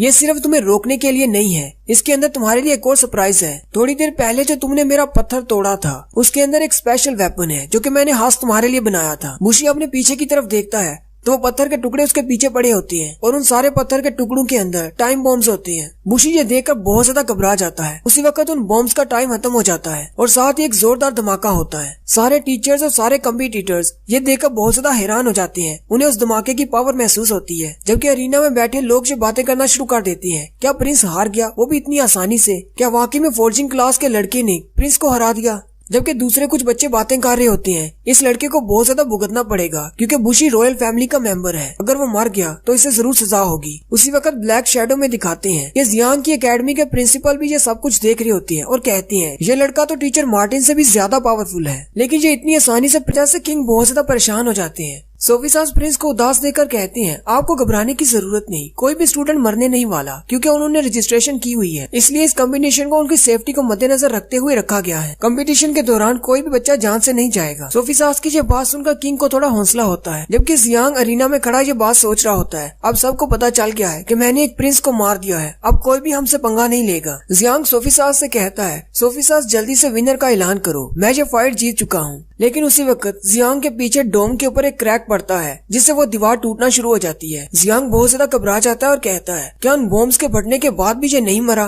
बुशी जियांग के डोम की दीवार को तोड़कर बाहर निकल आता है। बुशी एक ड्रैगन ह्यूमन बन चुका होता है और उसकी बॉडी पर ब्लैक कलर का स्लाइम लगा होता है। बुशी जियांग से कहता है, तुम तो काफी ज्यादा स्ट्रॉन्ग हो, देखो तुम्हारी वजह से मुझे अपनी ड्रैगन फॉर्म इस्तेमाल करना पड़ी, लेकिन तुमने मुझे बहुत ज्यादा गुस्सा दिला दिया है। तुम्हारे जैसे यूजलेस नंबर के खिलाफ मुझे अपनी ड्रैगन फॉर्म यूज करना पड़ी। ये तो एक रॉयल प्रिंस के लिए बेइज्जती की बात है। जियांग बुशी को देखकर बहुत ज्यादा घबरा जाता है और कहता है, ये भी ट्रांसफॉर्म हो सकता है, ये लोग हैं कौन? जबकि अरीना में बैठे सारे बच्चे हैरान परेशान हो जाते हैं और कहते हैं, ये तो एक ड्रैगन है। सोफी सास किंग से कहता है, मैंने एक बार रिजेंट को जंग के दौरान ड्रैगन बने हुए देखा था, मुझे लगा था शायद रिजेंट ही ड्रैगन बन सकते हैं। किंग सोफी सास को बताते हैं, ये एक स्पेशल रॉयल एबिलिटी है जो कि सिर्फ रॉयल ब्लड में ही है, जो रिजेंट के साथ साथ उनके बच्चों में भी है। किंग सोफी सास से कहते हैं, अब जबकि तुम्हें पता चल चुका है तो मैं तुम्हें बताता हूँ कि हमें ये रॉयल पावर कैसे मिलती है। जब भी रॉयल फैमिली में कोई लड़का पैदा होता है तो उसे ड्रैगन लॉर्ड के पास लेकर जाया जाता है और फिर उससे रिक्वेस्ट की जाती है कि इसे अपने ब्लड के साथ बॉन्ड कर लिया जाए और इस तरह उस बच्चे को ड्रैगन की पावर मिल जाती है और वो अपनी फॉर्म को तब्दील कर सकता है। सोफी सास किंग से पूछता है, तो इसका मतलब आप भी रॉयल फैमिली से हैं, क्या आप भी एक ड्रैगन बन सकते हैं? किंग उसे कहते हैं, हाँ बिल्कुल, मैं भी एक ड्रैगन बन सकता हूँ। किंग सोफी सास से कहती है, एक बार जब तुम ड्रैगन फॉर्म में आ जाती हो तो तुम्हारी स्किन बहुत ज्यादा सख्त हो जाती है और तुम्हारी पावर भी डबल हो जाती है। और इस एबिलिटी की खास बात यह है कि तुम अपनी पावर को बहुत ज्यादा बढ़ा सकते हो। अगर तुम्हारे पास बाउंड्री फोर्स ज्यादा है तो तुम्हारी बाउंड्री फोर्स और भी ज्यादा हो जाएगी, लेकिन ये सब के लिए अलग अलग काम करती है, क्योंकि जिसकी बाउंड्री फोर्स ज्यादा होगी उसकी बाउंड्री फोर्स और भी ज्यादा बढ़ जाएगी। सोफी सास सोचता है क्या हमारा जियांग इस ड्रैगन को हरा पाएगा? बुशी जियांग से कहता है, ये ब्लैक स्लाइम जालू को ड्रैगन केव में मिला था। इसे ड्रैगन ब्लैक क्रिस्टल कहते हैं और ये बिल्कुल एक पैरासाइट की तरह है। ये मेरा ब्लड पीता है, जिससे ये मुझे बहुत ज्यादा पावर देता है। जितना ज्यादा ये मेरा ब्लड पिएगा उतना ज्यादा ये स्ट्रॉन्ग होता जाएगा। और यहीं पर जालू स्टोरी बताता है कि वो कैसे इस ब्लैक स्लाइम को लेकर आया था। जालू कहता है कि काफी साल पहले मैं ड्रैगन केव में गया था, वहाँ पर मुझे ये स्लाइम मिला, लेकिन तब ये स्लाइम बहुत ज्यादा कमजोर था। मैं इस स्लाइम को अपनी लैब में ले आया और इस पर बहुत सारे एक्सपेरिमेंट्स किए। चूहे पर इस स्लाइम को चढ़ते हुए देखकर किस किस को वैनम याद आ रहा है? कमेंट करके जरूर बताइएगा। जालू कहता है कि मैंने इस स्लाइम को जिंदा चीजों पर छोड़ा और मुझे पता चला कि ये जैसे ही किसी चीज का ब्लड पीता है तो इसकी एनर्जी और ज्यादा बढ़ जाती है। लेकिन छोटे मोटे क्रीचर इस स्लाइम की पावर के सामने टिक नहीं पाए, जबकि बुशी की ड्रैगन फॉर्म में इसका ब्लड पीने से ये स्लाइम बहुत ज्यादा पावरफुल हो जाता है और बुशी को 10 गुना ज्यादा एनर्जी फ्राहम करता है, जिससे बुशी बहुत ज्यादा पावरफुल हो जाता है।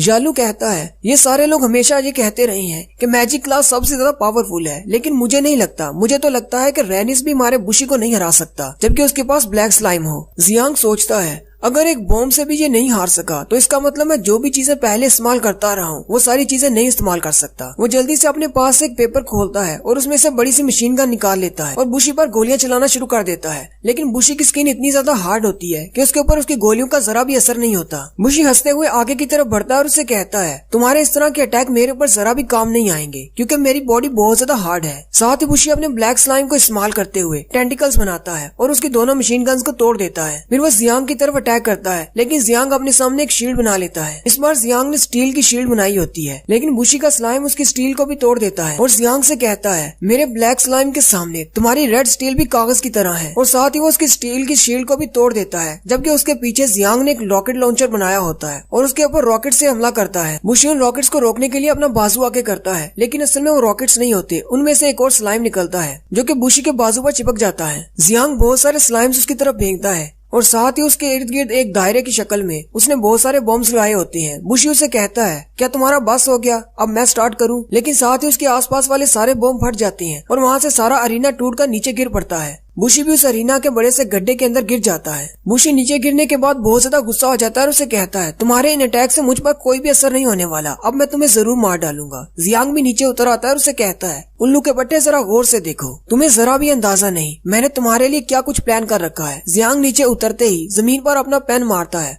वहीं नीचे जमीन पर उसने यूजलेस नंबर का एक बड़ा सा दरख्त रखा होता है। एली उसे देखकर कहता है, ये तो वही यूजलेस नंबर का पेड़ है जो मैं और जियांग वहाँ से लेकर आए थे। मोस उससे पूछता है, आखिर ये यूजलेस नंबर से क्या करने वाला है? जियांग उस यूजलेस नंबर के ऊपर एक माइक्रोवेव ओवन की पिक्चर बनाता है। दूसरी तरफ से बुशी भी उस पर अटैक करने के लिए आगे बढ़ता है। जियांग अपने पेन की मैजिकल पावर को एक्टिवेट करता है और इससे वो ओवन बड़ा होना शुरू हो जाता है। बुशी उसे कहता है, तुम फिर से वही ट्राई करने की कोशिश कर रही हो, लेकिन ये तुम्हारे काम नहीं आएगा। बुशी के जियांग तक पहुंचने से पहले ही वो दीवारें कंप्लीट हो जाती हैं और वो एक बड़े से माइक्रोवेव के अंदर ट्रैप हो जाता है। उस माइक्रोवेव ओवन की दीवारें क्योंकि यूजलेस नंबर से बनी होती हैं, इसलिए उसका स्लाइम भी उसे तोड़ नहीं पाता। अरीना में बैठी जनता बातें करना शुरू कर देती है और कहती है, ये बड़ा सा बॉक्स क्या है? क्या ये दोबारा से प्रिंस को ट्रैप करने की कोशिश कर रहा है? क्या ये वाकई में प्रिंस को रोक पाएगा? उस बड़े से ओवन के अंदर बुशी बहुत ज्यादा गुस्सा हो जाता है और उसे कहता है, तुम बस मुझे गुस्सा दिलाने की कोशिश कर रही हो। वो अपने पास से बहुत सारे स्लाइम्स निकालता है और उसकी दीवारों पर अटैक करता है, लेकिन कुछ भी असर नहीं होता। फिर वो अपनी फुल मैजिकल पावर से 2 पिंक बॉल्स बनाता है और उसे दीवार की तरफ फेंकता है और कहता है, इन मैजिकल बॉल्स के सामने तो रेनिस भी नहीं टिक पाएगा, तुम्हारी दीवारें क्या टिकेंगी? लेकिन जैसे ही धुआं उठता है तो दीवार को एक स्क्रैच भी नहीं पड़ता। जियांग बाहर से उसे कहता है, चाहे तुम कुछ भी कर लो, ये यूजलेस नंबर है, तुम इसकी दीवारों को तोड़ नहीं सकोगे। बुशी ये बात सुनकर बहुत ज्यादा हैरान हो जाता है और कहता है, तुम फोर्जरी के लिए यूजलेस नंबर को क्यों इस्तेमाल कर रहे हो? जियांग उसे कहता है, मैंने तुमसे पहले ही कहा था कि मैंने तुमसे फाइट करने के लिए प्लान पहले से बना रखा था। टीचर मार्टिन भी ये देखकर बहुत ज्यादा हैरान हो जाते हैं और कहते हैं, इसने फोर्जरिंग के लिए यूजलेस नंबर को इस्तेमाल कर लिया, ये तो बहुत ज्यादा इंटेलिजेंट है। जबकि एली कहता है, हम लोग उसे काट नहीं पाए थे, इसलिए जियांग ने मुझे कहा था कि इसे पूरा उखाड़ लो और अपने साथ ले आए थे। जियांग ऊपर खड़े बुरी से कहता है, क्या तुम्हें याद है पहली बार तुमने मुझसे क्या कहा था कि मैं एक यूजलेस नंबर हूँ? आज मैं तुम्हें बताता हूँ कि यूजलेस नंबर कितना पावरफुल है और ये यूजलेस नंबर क्या कर सकता है। उसकी ये बात सुनकर बुरी को बहुत ज्यादा गुस्सा आता है। जियांग उनसे कहता है, यूजलेस नंबर से तुम लोग ना तो घर बना सकते हो और ना ही तुम इससे आग जला सकते हो, इसलिए तुम लोगों ने समझा कि ये एक बेकार लकड़ी है। और इसी तरह ना ही मेरे पास कोई टैलेंट है और ना ही मेरे पास कोई बाउंड्री फोर्स है, इसलिए तुम लोगों ने कहा ना तो मैं मैजिक सीख सकता हूँ और ना ही तलवारबाजी। फिर वह सोफी सास से कहता है, और तुमने भी कहा था कि मैं किसी काम का नहीं हूँ, लेकिन तुम सब लोगों को ये बात पता ही नहीं कि यूजलेस नंबर इस पूरी दुनिया में सबसे ज्यादा हार्ड मटेरियल है। और आज के दिन मैं तुम सब लोगों के सामने ये साबित कर दूंगा कि फोर्जिंग क्लास वाले भी किसी भी दूसरी फाइटिंग क्लास वाले से कम नहीं। और साथ ही जियांग अपने पेन पर लगे हुए इलेक्ट्रिक क्रिस्टल को एक्टिवेट करता है और उससे उस माइक्रोवेव ओवन पर टच करता है, जिससे वो बड़ा सा ओवन चलने लग जाता है। बुशी जो कि उसके अंदर खड़ा होता है, अचानक उसे हीट महसूस होती है। वो कहता है, इसकी दीवारें इतनी जल्दी गर्म कैसे होना शुरू हो गई। बुशी अंदर से चिल्लाना शुरू कर देता है। अंदर गर्मी बहुत ज्यादा होने की वजह से उसका ब्लैक स्लाइम बहुत ज्यादा डर जाता है और उसी का ब्लड पीना शुरू कर देता है, क्योंकि वो उसको रेजिस्ट नहीं कर पा रहा होता। इसकी वजह से बुशी चिल्लाना शुरू कर देता है और कहता है, इस तरह तो ये ब्लैक स्लाइम मेरी पूरी बॉडी का सारा ब्लड पी जाएगा। बुशी चिल्लाते हुए बचाओ बचाओ की आवाजें लगाना शुरू कर देता है, जबकि बुशी का सारा ब्लैक स्लाइम भी पिघल कर नीचे गिर जाता है और बुशी वापस इंसानी फॉर्म में आ जाता है और वो बहुत ज्यादा तकलीफ में होता है। साथ ही वो कहता है, मैं हार मानता हूँ, और वहीं पर वो बेहोश हो जाता है। उसी वक्त उसके हाथ पर वो रजिस्ट्रेशन वाला साइन चमकता है और बुशी को प्रिंसिपल बचा लेती है, जबकि ग्राउंड में बैठे सारे बच्चे हैरान हो जाते हैं और कहते हैं, अंदर से चीहों की आवाजें आना बंद हो गई, क्या बुशी मर गया। जबकि बुरी बहुत ज्यादा गुस्से में होता है और कह रहा होता है, बुशी जल्दी करो और काउंटर अटैक करो, तुम इस यूजलेस नंबर से नहीं हार सकते। जबकि जालू बहुत ज्यादा परेशान होता है और कहता है, मेरा ब्लैक स्लाइम इतनी जल्दी कैसे हार सकता है, वो भी सिर्फ एक यूजलेस नंबर से। जालू ऊपर से चिल्लाकर जियांग से कहता है, जल्दी से प्रिंस को छोड़ दो। जियांग उसे कहता है, लेकिन मैं ऐसा क्यों करूंगा। असल में जियांग यहाँ पर कुछ ज्यादा ही ओवर कॉन्फिडेंट हो जाता है और उसे लगता है कि वो सबसे ज्यादा पावरफुल हो चुका है। जालू जियांग से कहता है, अगर इसको कुछ हो गया तो तुम रिजेंट को ये सब कुछ कैसे एक्सप्लेन करोगे। जियांग जालू से कहता है, हम सब लोगों ने कंपटीशन शुरू होने से पहले साइन किए थे, इसलिए इस बात से कोई फर्क नहीं पड़ता। जालू से कहता है, लेकिन ये तो सिर्फ एक कंपटीशन है, इसके लिए तुम इसकी जान नहीं ले सकते। जियांग उसे कहता है, अगर ऐसी बात है तो प्रिंस ने जंगल में हमारी जान लेने की कोशिश की और उसके बाद माउंटेन से भी हमें नीचे गिराया, क्या वो ठीक था।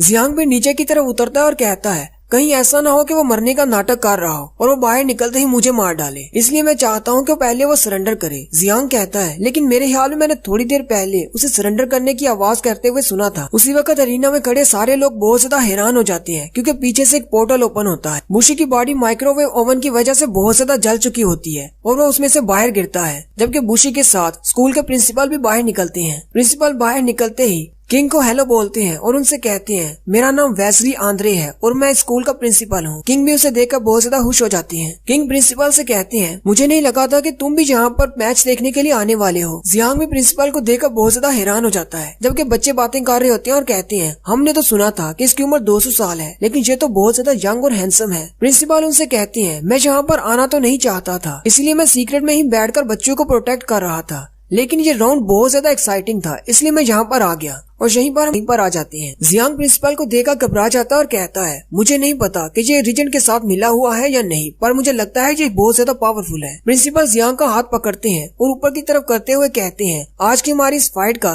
जियांग विनर है, जो कि फोर्जिंग क्लास से है। और उसी वक्त सारे स्टेडियम में जनता आवाजें लगाना शुरू कर देती है और बहुत ज्यादा खुश हो जाते हैं, जबकि बाकी की क्लास के सारे कॉम्पिटिटर्स जियांग को देखकर बहुत ज्यादा परेशान हो जाते हैं। मोडो और एली भी बहुत ज्यादा खुश हो जाती है। सोफी सास हल्का सा मुस्कुराता है, जबकि टीचर मार्टिन खुशी से रोना शुरू कर देते हैं। बुरी और बूनो भी जल्दी से नीचे आ जाते हैं और बुशी को जगाने की कोशिश करते हैं और जियांग को गालियां देते हुए कहते हैं, तुम्हें इसकी कीमत चुकाना पड़ेगी। जियांग बड़े ही फख्र के साथ क्वीन की तरफ देखता है, लेकिन क्वीन को उसकी जीत में जरा भी इंटरेस्ट नहीं होती और वो पीछे की तरफ घूम जाती है। जियांग बहुत ज्यादा परेशान हो जाता है और कहता है, क्या ये मेरी जीत से जरा भी खुश नहीं। जियांग वहीं पर चेहरा लटकाकर खड़ा हो जाता है। प्रिंसिपल आगे बढ़ते हैं और उसे कहते हैं, तुम यहाँ पर किसका इंतजार कर रहे हो, जाओ और उससे जाकर मिलो। जियांग हंसना शुरू कर देता है और फिर जीबी के पीछे चला जाता है, जबकि जालू को भी जियांग को देखकर बहुत ज्यादा गुस्सा आ रहा होता है। उसी वक्त मार्टिन जालू के पास आते हैं और उसे कहते हैं, एक टीचर होकर तुम दूसरे टीचर के स्टूडेंट्स के बारे में ऐसी बातें कैसे कर सकते हो, तुम्हारे लिए तो सारे स्टूडेंट्स एक बराबर होने चाहिए। साथ ही टीचर मार्टिन अपने 6 पैक्स दिखाते हुए उसे कहते हैं, हम लोग वैसे तो बहुत ज्यादा शांत मिजाज हैं, लेकिन अगर तुम हमें गुस्सा दिलाओगे तो हम लोग तुमसे पूरा हिसाब लेंगे। उसी वक्त प्रिंसिपल उसके पीछे आकर खड़े हो जाते हैं और मार्टिन से कहते हैं,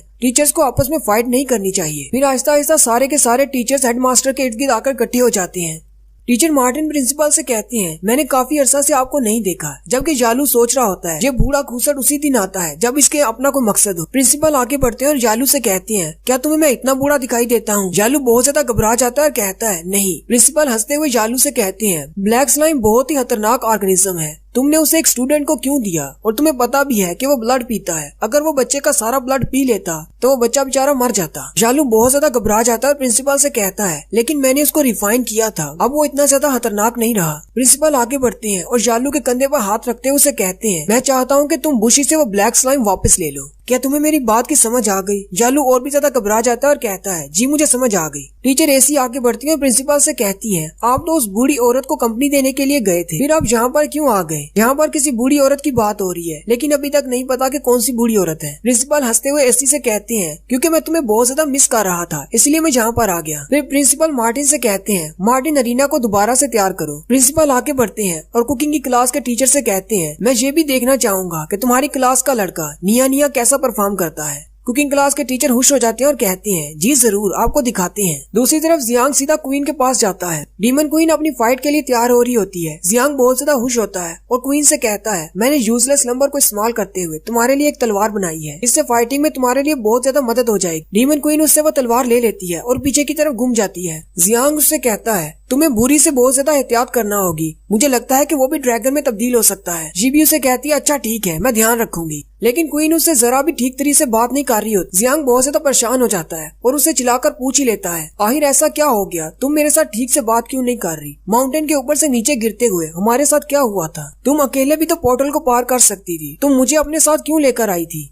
क्वीन उसे कहती है मैं तुम्हें पहले भी ये बात बता चुकी हूँ। जियांग उसे कहता है अच्छा ठीक है मुझे ये बताओ जब लोग मेरे बारे में ये बात करते हैं कि मैं बहुत ज्यादा यूजलेस हूँ तब तुम्हें क्या होता है? जब लास्ट टाइम बुरी ने मेरे बारे में ये बात की थी तब तुम मेरे लिए उस पर गुस्सा हुई थी। मैं तुम्हारी फीलिंग्स को जरा भी नहीं समझ पा रहा, आखिर तुम चाहती क्या हो? मैं जानना चाहता हूँ कि तुम्हारे दिल में आखिर है क्या? डीमन क्वीन जियांग से कहती है बूढ़ी जादूगरनी ने कहा था कि जिसके पास भी दूसरी रिंग होगी वो हमारे डीमन ट्राइब को बचाएगा, लेकिन किसी ने मुझे कहा है कि तुम वो नहीं हो। जियांग उसे कहता है तुम ऐसे किसी की बात पर यकीन कैसे कर सकती हो? क्या तुमने अभी मुझे देखा नहीं कैसे मैंने बुशी को हराया? क्वीन जियांग से कहती है तुमने तो सिर्फ एक छोटे से कीड़े को हराया है, तुम्हें क्या लगता है कि तुम ह्यूमन ट्राइब के बाकी के बड़े बड़े मगरमच्छों को हरा सकते हो? साथ ही क्वीन उसे कहती है तो क्या तुम वाकई में जानना चाहती हो कि उस माउंटेन पर हमारे साथ क्या हुआ था? ठीक है मैं तुम्हें सारी बात बताती हूँ। क्वीन उसे बताती है जब हम उस माउंटेन से नीचे गिर रहे थे तुम्हारे सर में एक पत्थर लगा था और तुम बेहोश हो गए थे। उसी वक्त मैंने बाकी सारे बच्चों की तरफ देखा, उनके हाथों पर भी एक मैजिकल फॉर्मेशन ओपन हुई और साथ ही मेरे हाथ पर भी ओपन हो रही थी और फिर हम सारे लोग एक डार्क रूम में टेलीपोर्ट हो गए। वहाँ पर सिर्फ हर तरफ अंधेरा ही अंधेरा था। तुम्हारे साथ साथ वो बाकी के सारे बच्चे बेहोश हो चुके थे। उसी वक्त सामने कोई शख्स था जिसने मुझे कहा तुम्हें इनके लिए परेशान होने की जरूरत नहीं, इनकी बाउंड्री फोर्स बहुत ज्यादा कम थी इसलिए जो टेलीपोर्टेशन मैजिक को सह नहीं पाए और बेहोश हो गए। क्वीन उस शख्स से कहती है तुम कौन हो? उसी शख्स के साथ वॉइड किंग भी होता है। डीमन क्वीन उसे देखकर कहती है तुम तो वॉइड किंग हो,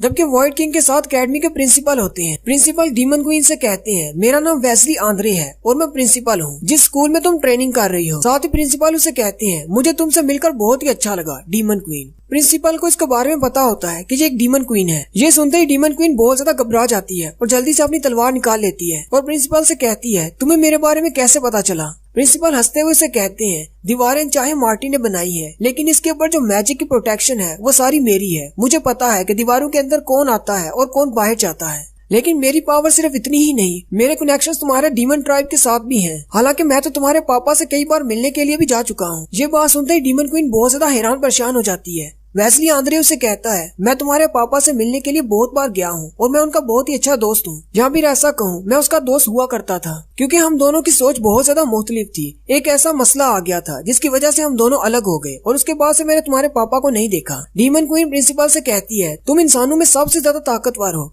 फिर तुम मेरे पापा के साथ क्यों मिलने जाते रहे? आखिर तुम उनके दोस्त कैसे हो सकते हो? प्रिंसिपल उसे कहते हैं ये सारे झगड़े तो मुख्तलिफ ट्राइब्स के आपस में है, कोई इंसान है तो कोई डीमन है। मेरी नजर में तुम सब लोग बराबर हो। मैं तुम इंसानों और डीमंस में जरा भी फर्क नहीं रखता। तुम यहाँ पर जो कुछ भी देख रही हो ये किसी इंसान के काबू में नहीं है। डीमन क्वीन उसे कहती है मुझे तुम्हारी बातों की जरा भी समझ नहीं आ रही। प्रिंसिपल उसे कहते हैं तुम्हें मेरी बातों की समझ आएगी भी नहीं, फिलहाल तो नहीं आएगी लेकिन एक दिन तुम जरूर समझ जाओगी। डीमन क्वीन उसे कहती है अच्छा ठीक है मुझे ये बताओ अब तुम क्या करने वाली हो? क्या तुम मुझे एकेडमी में ट्रेनिंग करने दोगे, वो भी इंसानों के साथ रहते हुए? प्रिंसिपल उसे कहते हैं हाँ क्यों नहीं, तुम्हें बहुत ज्यादा मेहनत करना होगी। मैं देखना चाहूंगा क्या तुम यहाँ पर रहकर अपने मैजिक और अपनी तलवारबाजी के स्किल्स को पहले से भी ज्यादा स्ट्रॉन्ग कर सकती हो या नहीं। डीमन क्वीन उसकी तरफ देखकर सोचती है इसको पता है कि मैं एक डीमन हूँ, लेकिन फिर भी ये इस बारे में कुछ भी नहीं कर रहा। इसका मतलब ये भी अपनी असली फॉर्म को छुपा रहा है। ये भी इंसान नहीं, ये भी कोई और चीज है। डीमन क्वीन कहती है, मुझे लगा था शायद मैं इसके साथ फाइट कर पाऊंगी, लेकिन इसके साथ बातें करने के बाद मुझे ऐसा महसूस हो रहा है जैसे मैं इसके सामने सिर्फ एक चूंटी हूँ और इससे ज्यादा कुछ भी नहीं। जियांग भी बहुत ज्यादा घबरा जाता है और डीमन क्वीन से कहता है, क्या प्रिंसिपल को मेरे बारे में पता है कि मैं कौन हूँ? क्वीन उसे कहती है, हाँ बिल्कुल, उसे पता है कि तुम कौन हो। साथ ही डीमन क्वीन जियांग से कहती है, अब तुम्हें पता चला कि तुम सिर्फ एक ही जीत हासिल करने के बाद अपने ऊपर कितना फख्र महसूस कर रहे थे। तुम तो इनके सामने कीड़े मकोड़े भी नहीं हो। ये लोग बहुत ज्यादा पावरफुल हैं। जियांग उसकी बात सुनकर बस चुप हो जाता है। डीमन क्वीन उसे कहती है, मुझे ये कंपटीशन जीतना है ताकि मैं इस ट्राइब से बाहर निकल सकूं।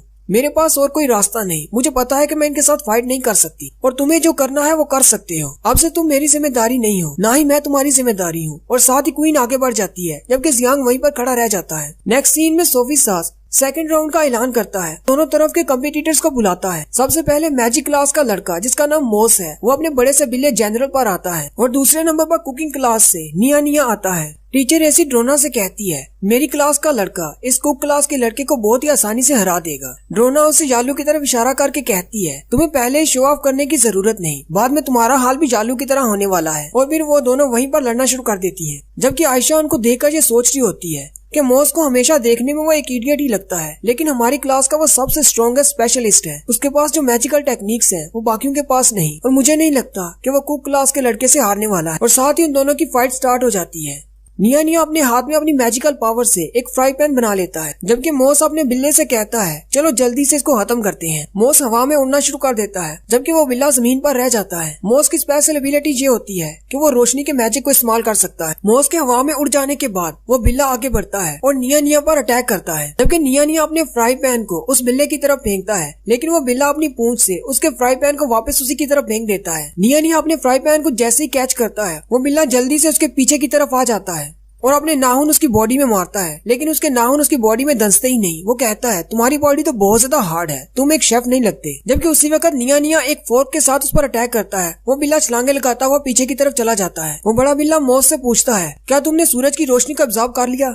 मोस उसे कहता है, बस थोड़ा सा टाइम और दो। वो अपने हाथ जोड़ता है और उसके इर्द गिर्द एक फॉर्मेशन ओपन होती है, जिससे वो सूरज की रोशनी को ऑब्जर्व करना शुरू करता है और उसके चेहरे पर लाइनें चमकना शुरू हो जाती हैं। मोस बिल्ले से कहता है, दोपहर का वक्त है और सूरज भी हमारे सर पर है, ऐसे में मेरी मैजिकल पावर बहुत ज्यादा बढ़ जाती है। मोस और उस बिल्ले दोनों की आंखें चमकना शुरू हो जाती है और साथ ही ग्राउंड में इतनी ज्यादा रोशनी हो जाती है कि किसी को कुछ भी दिखाई नहीं देता। लेकिन जैसे ही रोशनी खत्म होती है, वो लोग सामने देखते हैं तो वो बिल्ला सामने खड़ा होता है, वो भी अपनी दो टांगों पर। वो मोटा सा क्लमजी बिल्ला एक बॉडी बिल्डर बिल्ला बन जाता है। जनरल निया निया से कहता है, मुझे नहीं पता कि तुमने अपनी बॉडी को कैसे ट्रेन किया, तुम्हारी बॉडी बहुत ज्यादा हार्ड है, लेकिन इस फॉर्म में तुम मेरा कहते हैं, क्या ये बिल्ली कोई बड़ा सा मॉन्स्टर है? जबकि आयशा भी ये देखकर हैरान हो जाती है और कहती है, मैं जनरल को पहली बार ऐसा करते देख रही हूँ। एली उसे देखकर कहता है, इसके मसल्स तो बहुत ज्यादा बढ़ गए हैं। निया निया अपनी मैजिकल पावर से चुरियां कांटे निकालता है और उसकी तरफ फेंकता है, लेकिन जनरल सामने से नहीं हटता। निया निया के चुरी कांटे जाकर उसे टकराते हैं, लेकिन जनरल को जरा भी असर नहीं होता। जनरल की न सिर्फ बॉडी ट्रांसफॉर्म होती है, बल्कि उसकी पावर भी इनहेंस हो जाती है और उसकी स्पीड भी पहले से बहुत ज्यादा बढ़ जाती है। जनरल बड़ी ही तेजी के साथ निया निया की तरफ आगे बढ़ता है और पीछे वाली साइड से निया निया पर अटैक करता है, लेकिन निया निया भी पीछे की तरफ घूम जाता है और उसके पंजों के साथ अपने हाथ मिला लेता है। जनरल निया निया से कहता है, कुक्स के पास ऐसी पावर्स नहीं होती, तुम किसी भी एंगल से कोई शेफ नहीं लगते। साथ ही वो दोनों अपने घुटने टकराते हैं, जिससे एक पावर इम्पैक्ट बनता है और वो दोनों दूर जाकर गिरते हैं। गिरने के बाद फौरन ही जनरल वापस उस पर अटैक करता है और उसे अपना पंजा मारता है, जिससे निया निया दूर जाकर गिरता है। निया निया अभी रिंग से बाहर गिरने ही वाला होता है कि वो जमीन में अपने पाँव गाड़ लेता है और बड़ी मुश्किल से अपने आप को रोकता है। उसी वक्त फिर से पूरे अरीना में रोशनी छा जाती है और वो सारे अपनी आंखें बंद कर लेते हैं, क्योंकि उन्हें कुछ भी नजर नहीं आता। किंग और प्रिंसिपल भी ये देखकर बहुत ज्यादा हैरान हो जाते हैं, जबकि बाकी के टीचर भी अपनी आंखों के सामने हाथ रख लेते हैं। मोस जो कि हवा में उड़ रहा होता है, उसने सूरज की बहुत ज्यादा एनर्जी को एब्जॉर्ब कर लिया होता है और वो अपने हाथों में उस एनर्जी को इकट्ठा करके एक रे बनाता है और उस एनर्जी रे से निया निया की तरफ अटैक करता है। निया निया जल्दी से अपने सामने एक शील्ड बना लेता है जो उसने अपने कड़ाइयों से बनाई होती है। निया निया अपनी अल्टीमेट शील्ड इस्तेमाल करता है जो कि 10 कड़ाइयों से मिलकर बनती है।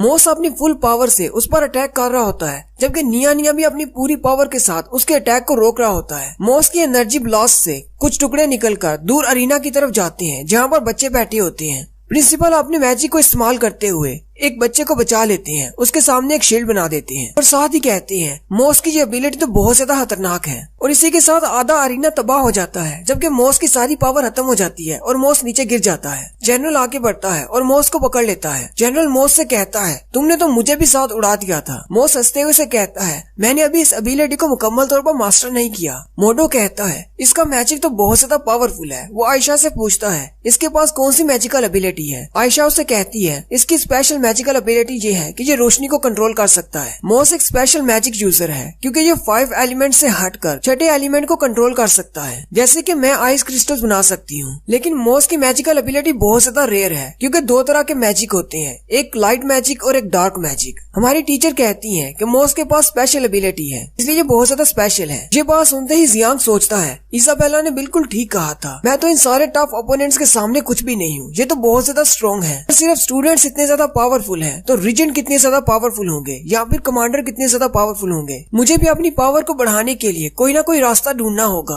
उसी वक्त अरीना का सीन दिखाते हैं। निया अभी भी फील्ड पर होता है। वो उनसे कहता है तुम्हारा अटैक तो बहुत ज्यादा पावरफुल था, तुमने मेरी 10 लेयर वाली कढ़ाई वाली शील्ड को भी तोड़ दिया। ये सुनते ही मॉस बहुत ज्यादा चौंक जाता है और कहता है क्या इसने सिर्फ एक कढ़ाई को इस्तेमाल करते हुए मेरी एबिलिटी को रोक दिया। जनरल मॉस को उठाकर पीछे की तरफ फेंकता है और कहता है जाकर सूरज की एनर्जी को एब्जॉर्ब करो, मैं तब तक देखता हूँ कि मैं इसके साथ क्या कर सकता हूँ। जनरल भागता हुआ सीधा निया की तरफ आगे बढ़ता है। निया अपने सामने फिर से एक कढ़ाई की शील्ड बना लेता है, लेकिन जनरल सामने से गायब होकर उसके पीछे आ जाता है और निया के कंधे पर अपना पंजा मारता है। उसी वक्त निया अपने पास एक छोटी सी बॉल निकालता है और उसे जमीन पर पटक देता है, जिसमें से बहुत सारा धुआं निकलता है। जनरल निया से कहता है एक स्मोक बॉम्ब इस्तेमाल करके तुम मुझसे बच नहीं सकते। तुम्हें क्या लगता है मैं तुम्हें ढूंढ नहीं सकता? मैं एक बिल्ला हूँ, मैं आंखें बंद करके भी तुम्हें ढूंढ सकता हूँ क्योंकि तुम्हारे पास से लहसुन और अदरक की स्मेल आ रही है। और साथ ही वो उस धुएं के अंदर से उस पर अटैक कर रहा होता है। ये देखकर मॉस बहुत ज्यादा खुश हो जाता है, जबकि निया कहता है बस थोड़ी देर और उसी के साथ उस बिल्ले के अटैक रुक जाते हैं। जनरल उस धुएं से बाहर निकल आता है। मॉस उसे कहता है तुम उस धुएं से बाहर क्यों निकल आए, उसे खत्म करके आना था। जनरल वापस अपने बिल्ले की फॉर्म में आ जाता है और साथ ही बड़ी अजीब सी हरकतें करना शुरू कर देता है। अरीना में बैठे बच्चे कहते हैं ये बिल्ला तो बिल्कुल भी नॉर्मल नहीं लग रहा, क्या ये डांस कर रहा है? मॉस जनरल से कहता है तुम्हें क्या हुआ, ये तुम कैसी हरकतें कर रहे हो? निया उसे कहता है इसने मेरी स्पेशल कैट ग्रास को सूंघा है, इसलिए अब इसके अपनी बॉडी पर कंट्रोल नहीं रहा। मॉस उसे कहता है लेकिन मैंने और तुमने भी तो इस गैस को सूंघा है, हम पर इसका असर क्यों नहीं हुआ? निया उसे कहता है ये एक स्पेशल गैस है जो सिर्फ बिल्लियों पर असर करती है, इसलिए हम दोनों पर इसका असर नहीं हुआ। टीचर मार्टिन शेफ क्लास के टीचर से कहते हैं तुम्हें ये जड़ी बूटी कहाँ से मिली? वो टीचर उसे कहते हैं जब मैं पहाड़ों पर गया था तब मुझे वहाँ पर ये मिली, मैंने वहाँ पर ये जड़ी बूटी देखी, मैंने कुछ अपने पास रख ली, मैंने सोचा इससे कोई अच्छा सा मसाला बनाया जा सकता है, इसलिए मैं इसे अपने साथ ले आया। लेकिन जब मैं इसे वापस लेकर आया तो एक्सीडेंटली मुझे पता चला कि इस जड़ी बूटी का बिल्लियों पर बहुत ही उल्टा असर होता है। निया मॉस से कहता है तुम्हारा बिल्ला बिल्कुल ठीक हो जाएगा जब मेरी गैस का असर खत्म हो जाएगा, तुम्हें परेशान होने की जरूरत नहीं। साथ ही निया उससे पूछता है अब तुम मजीद फाइट करना चाहती हो या फिर तुम हार मानते हो? मॉस निया से कहता है अच्छा ठीक है मैं हार मानता हूँ। और इसी के साथ मॉस हार जाता है और निया इस राउंड में जीत जाता है और नेक्स्ट राउंड स्टार्ट होता है। नेक्स्ट राउंड में बुरी होता है जो कि तलवारबाजी की क्लास की तरफ से है, जबकि दूसरी तरफ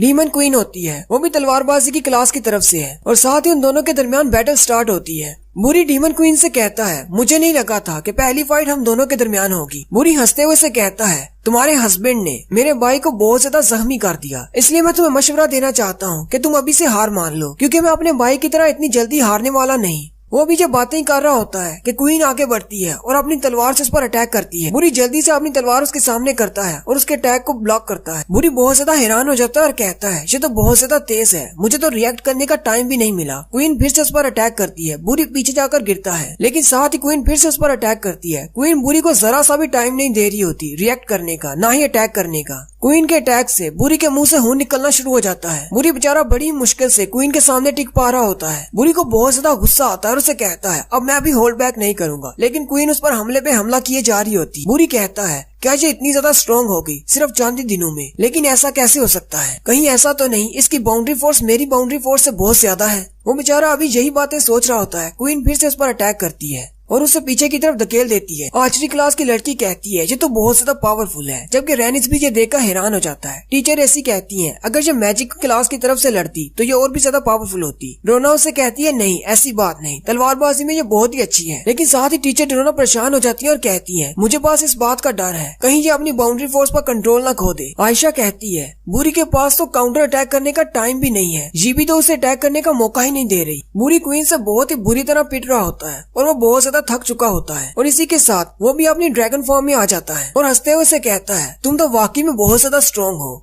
एली उसे देखकर कहता है क्या ये भी एक ड्रैगन में तब्दील हो सकता है। मोडो उसे देखकर कहता है ये सारे ड्रैगन बनने के बाद इतने गंदे क्यों दिखते हैं। बुरी क्वीन से कहता है क्यों ना तुम मेरी मिस्ट्रेस बन जाओ, फिर हम दोनों इकट्ठे तलवारबाजी की प्रैक्टिस किया करेंगे, तुम्हें मेरे साथ ज्यादा मजा आएगा उस जियांग यूजलेस नंबर की बजाय। ये सुनते ही जियांग चिल्लाकर उसे कहता है हनी इसके टुकड़े टुकड़े कर दो। क्वीन जंप करती है और उस पर अटैक करती है, लेकिन वो अपनी बड़ी सी तलवार से उसके अटैक को ब्लॉक कर देता है और क्वीन को पीछे की तरफ धकेल देता है। ड्रैगन फॉर्म में आने से बुरी की पावर बहुत ज्यादा बढ़ जाती है। बुरी अपनी तलवार पर बाउंड्री फोर्स को एक्टिवेट करता है और बहुत ज्यादा पावर के साथ क्वीन की तरफ अटैक करता है, जिससे आधा स्टेडियम टूट जाता है और उसमें बड़ी बड़ी दरारें पड़ जाती हैं। फिर बुरी साथ ही आगे बढ़ता है और क्वीन के ऊपर अपनी बड़ी सी तलवार से अटैक करता है। जियांग चिल्लाकर क्वीन से कहता है अपना ध्यान रखना। उसी वक्त क्वीन भी अपनी बाउंड्री फोर्स को एक्टिवेट करती है। वहाँ पर अरीना में एक बड़ा सा धमाका होता है। बुरी अपनी तलवार जमीन पर मारने के बाद बहुत ज्यादा हंस रहा होता है, लेकिन साथ ही वो हैरान हो जाता है क्योंकि क्वीन ने अपनी तलवार से उसकी बड़ी तलवार को ब्लॉक किया होता है और वो भी सिर्फ एक ही हाथ से। ड्रोना और एसी भी ये देखकर बहुत ज्यादा हैरान हो जाती है और कहती है इसकी बाउंड्री फोर्स तो बहुत ज्यादा पावरफुल है, जबकि प्रिंसिपल वहीं पर बैठे मुस्कुरा रहे होते हैं। स्टेडियम में सारे बच्चे भी ये देखकर बहुत ज्यादा हैरान हो जाते हैं। क्वीन अपने एक ही हाथ से बुरी को पीछे की तरफ धकेल देती है। बुरी बहुत ज्यादा हैरान हो जाता है और साथ ही वो बहुत ज्यादा गुस्सा हो जाता है और अपनी तलवार को दोनों हाथों से पकड़कर क्वीन पर अटैक करता है और चिल्लाकर क्वीन से कहता है तुम जैसी आम लड़की एक रॉयल ब्लड पर कैसे अटैक कर सकती है जबकि मैं ड्रैगन फॉर्म में हूँ। बुरी अपनी फुल पावर से अपना फाइनल मूव इस्तेमाल करता है, जबकि क्वीन भी अपनी बाउंड्री फोर्स को इस्तेमाल करते हुए उस पर अटैक करती है। क्वीन अपनी तलवार को चलाते हुए आगे की तरफ निकल जाती है। उसी वक्त दिखाते हैं कि बुरी का एक बाजू कट जाता है, जिस बाजू वाले हाथ में उसने तलवार पकड़ी होती है और इसी के साथ बुरी वापस में इंसानी शक्ल में आ जाता है, जबकि सारे अरीना में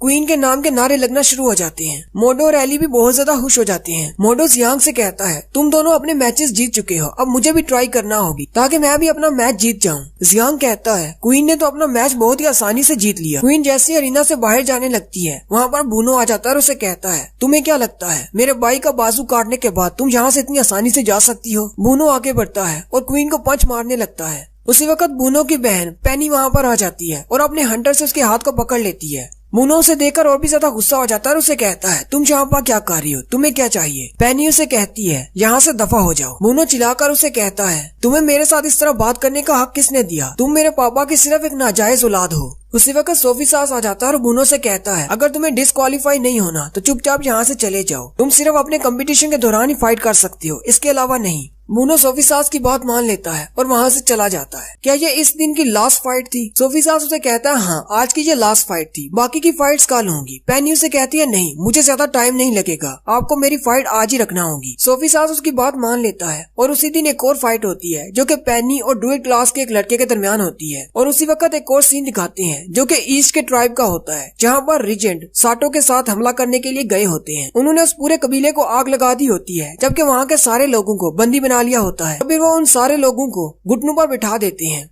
रिजेंट साटो से कहते हैं इन सबको मार दो। साटो अपने ऑफिसर से कहता है इन सबको मार दिया जाए। फिर साटो और रिजेंट के सारे सिपाही उन सारे लोगों को वहाँ पर मार देते हैं। उन सब लोगों को मारने के बाद उनकी आर्मी वहीं पर जश्न मना रही होती है, जबकि दरख्तों में छुपकर ऑर्क्स कबीले के कुछ लोग उनको देख रहे होते हैं। क्योंकि उनका कबीला इसी गाँव की दूसरी साइड पर है, इसलिए वो बहुत ज्यादा घबरा गए होते हैं। वो कहते हैं हमें तो यकीन नहीं हो रहा कि इंसानों ने पूरे के पूरे कबीले को खत्म कर दिया। वहाँ पर 2 ऑर्क्स होते हैं। दूसरा उसे कहता है बाकी के लोगों को ये कहाँ पर लेकर जा रहे हैं। दूसरा उसे कहता है मुझे नहीं पता। एक ऑर्क उसे कहता है ये सारी उस मास्टर गुरु की गलती है, उसने अपने सिपाहियों को यहाँ पर क्यों नहीं भेजा हमारी मदद करने के लिए। एक बार अगर उन्होंने इस कबीले पर मुकम्मल तौर पर कंट्रोल हासिल कर लिया तो इसके बाद हमारा कबीला आता है जो कि ऑर्क कबीला है। फिर ये सारे इंसान वहाँ पर आ जाएंगे और हमारे साथ भी फाइट करेंगे और ये सब कुछ इस लालची इंसान की वजह से हो रहा है। ये जो सामने खड़ा है वो रिजेंट की बात कर रहा होता है। वो कहता है जब तक ये इंसान जिंदा है हमारी इस जमीन पर कभी भी अमन नहीं हो सकता। नेक्स्ट सीन फिर से फाइटिंग अरीना का होता है। अरीना में बैठी जनता बहुत ज्यादा हैरान परेशान हो जाती है और कहती है क्या ये लड़का मरने वाला है। उसी वक्त दिखाते हैं पेनी ने अपने हंटर को ड्रूइड क्लास के लड़के के गले पर लपेटा होता है और हवा में एक रील बनाकर